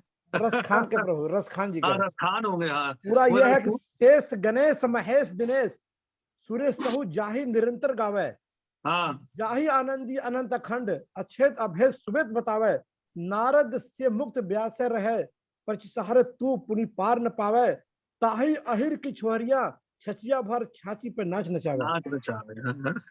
रसखान जी के द्वारा हुआ था। हाँ, जावेद है, बहुत बहुत सुंदर है। तो यही मैं कह रहा हूँ कि वहां से हम अहीर शब्द को यहाँ से उठाया हम लोगों ने, तो अहीर को समझाने के लिए कि अभीर और अहीर ये जो है जातियां हैं, तो ये कहाँ से है, तो वो चीज को हम शब्द को लेते हुए अब हम उस पर चर्चा नहीं करेंगे, गहराई में नहीं जाएंगे सूरदास के, रसखान के इन शब्दों को और उनको लेते हुए गहराई के अंदर वहां पर लेकर, क्योंकि वो हमारे लिए आवश्यकता नहीं है। ये मीठे बहुत है, ये दाशरथी प्रभु और हम लोग जो आप सबके सामने प्रस्तुत कर रहे हैं कि तत्व प्रभुपाद से अलग ना हो, प्रभुपाद से जुड़े हुए हैं, क्योंकि ये रसिक बहुत है, आनंद देने वाले बहुत हैं। ये बहुत, इससे संत तुकाराम के भजन आ जाते हैं, बहुत पर जब नरोत्तम दास ठाकुर के भजन है तो हमें आवश्यकता नहीं है। हमें इतने रसिक वाले भजन मिल रहे हैं तो जो हमारे ऑलरेडी वैष्णव आचार्य दे रहे हैं, तो उसी तरह से यहाँ पर रसखान के हैं और ये जो है सूरदास जी के, और इस तरह से सूरदास जी वो पुष्टि संप्रदाय, वो भगवान के उसमें ओत प्रोत है वल्लभ संप्रदाय के हिसाब से, पर हमारे को आवश्यकता नहीं है। हम उनको प्रणाम करते हैं, आदर करते हैं, सब अपनी जगह पर है, पर क्योंकि आवश्यकता ही नहीं है कि इतना सब कुछ खजाना हमारे पास मिला हुआ है, हम उसमें से डूब के उन्हीं को पूरी तरीके से रस नहीं ले पा रहे, तो आवश्यकता नहीं है। इसलिए इन ग्रंथों को जो है गहराई में जाने के लिए प्रभुपाद की किताब है, प्रभुपाद के माध्यम से समझना आवश्यक है। खुद समझेंगे तो फिर क्या होगा, एकांत की हरि भक्ति फिर एकांत में करते करते जो है उत्पात करते हुए हमको विमुख कर देगी, फिर सहजिया की स्थिति तक पहुंचा देगी, और उससे बचना है। तो राधा चैतन्य प्रभु, हम लोग जो है जो गहराई के अंदर हम इनको रस लेंगे, सब करेंगे, तो प्रभु जी और हम सब लोग इस चीज को जानते हैं कि प्रभुपाद के माध्यम से और अपने गुरु महाराज के जो है आदेश के अनुसार हम लोग उस चीज को लें। तो इसलिए वंशी प्रभु और आप सब लोग जो भक्तगण है इन चीज पे फोकस रखें कि भाई कहीं इंप्रेस ना हो जाए कि भाई हाँ अभी मैं भी उठा के ग्रंथ को पढ़ ले, नहीं, इसके पीछे परिपक्वता है, आदौ श्रद्धा, जैसे प्रभु जी ने बताया दाशरथी प्रभु ने, जब तक श्रद्धा इतनी स्ट्रांग नहीं होगी प्रभुपाद के प्रति, साधु साधु संग नहीं मिलेगा श्रद्धा के बाद में, और आपका गुरु नहीं धारण करते हुए आप इतनी गहर नहीं होगे, तो आप बह जाओगे, सहजिया की स्थिति पहुंच जाओगे, स्थित प्रसिद्ध प्रणाली राधा कुंड और उनकी गेउन में समझने के लिए कंफ्यूज होते रहेंगे। इसीलिए निषेध भी है, इसलिए प्रिकॉशन भी है, वार्निंग भी है, ये बोला जाता है, इसमें प्रोहिबिशन भी है। ये शब्द जो है ना, ये बहुत आवश्यक है समझना। तो उनके माध्यम से भक्तों के समूह में, और भक्त जो परिपक्वता को जानकर यहाँ से निकालकर प्रभुपाद को सुप्रीम रखते हुए, प्रभुपाद ही हमारे प्राण धन रखते हुए हम आगे चढ़ेंगे, तब इन ग्रंथों को साथ में समझ के आ जाएगा। नहीं तो एक ग्रंथ को लेकर जाना और समझना बिल्कुल निषेध है देखा जाए तो, क्योंकि दूसरी पहली बात है, पहले समझ में भी नहीं आएंगे, इसको पढ़ना शुरू कर दे देख लेंगे, इतनी कठिन चीजें रहेंगी। मुझे एक एक कथा को शुरू कराने में 18 से 20 घंटे लगते हैं, जो मैं प्रस्तुत करता हूँ कि मैं रसिक और भाव को इतने सारे लेता हूँ, मुझे तैयारी करनी पड़ती है। मैं संस्कृत का कोई स्कॉलर नहीं हूँ, मुझे पर तैयारी करनी पड़ती है और गहराई में जाना पड़ता है, प्रभुपाद के माध्यम से समझना पड़ता है। तो ये एक इम्पोर्टेंट चीज है बताना, जो अगर हम लोग इन चीजों को, राधा कुंड का भी लिया, बहुलाष्टमी का भी लिया, तो वंशी बिहारी प्रभु जोश मुझे इतना दिला रहे हैं आगे बढ़ाने करने के लिए, पर और क्या रहा है तो बहुत सुंदर है, उनका मैं आभारी हूँ। पर इससे बाकी व्यक्तियों को, भक्तों को ये ना लगे कि हम भी किसी से कम नहीं, हम किसी से कम नहीं, नहीं, हम भी आगे चलेंगे, हम भी खुद लेने के खुद भी क्यों नहीं कर सकते, हम में कुछ कमी है क्या? कोई कमी नहीं है, पर समस्या ये है कि निषेध जो है उन चीजों को लिया जाए और ध्यान रखा जाए, और तब ग्रंथों को और अध्ययन किया जाए इस बारे में। तो ये थोड़ा जरूरी था मुझे बताना। जी प्रभु, हरे कृष्ण। थैंक यू प्रभु, थैंक यू वेरी मच प्रभु, थैंक यू प्रभु। किसी का और की इंक्वायरी नहीं, हम यहीं पे सेशन को विराम करते हैं प्रभु। हाँ।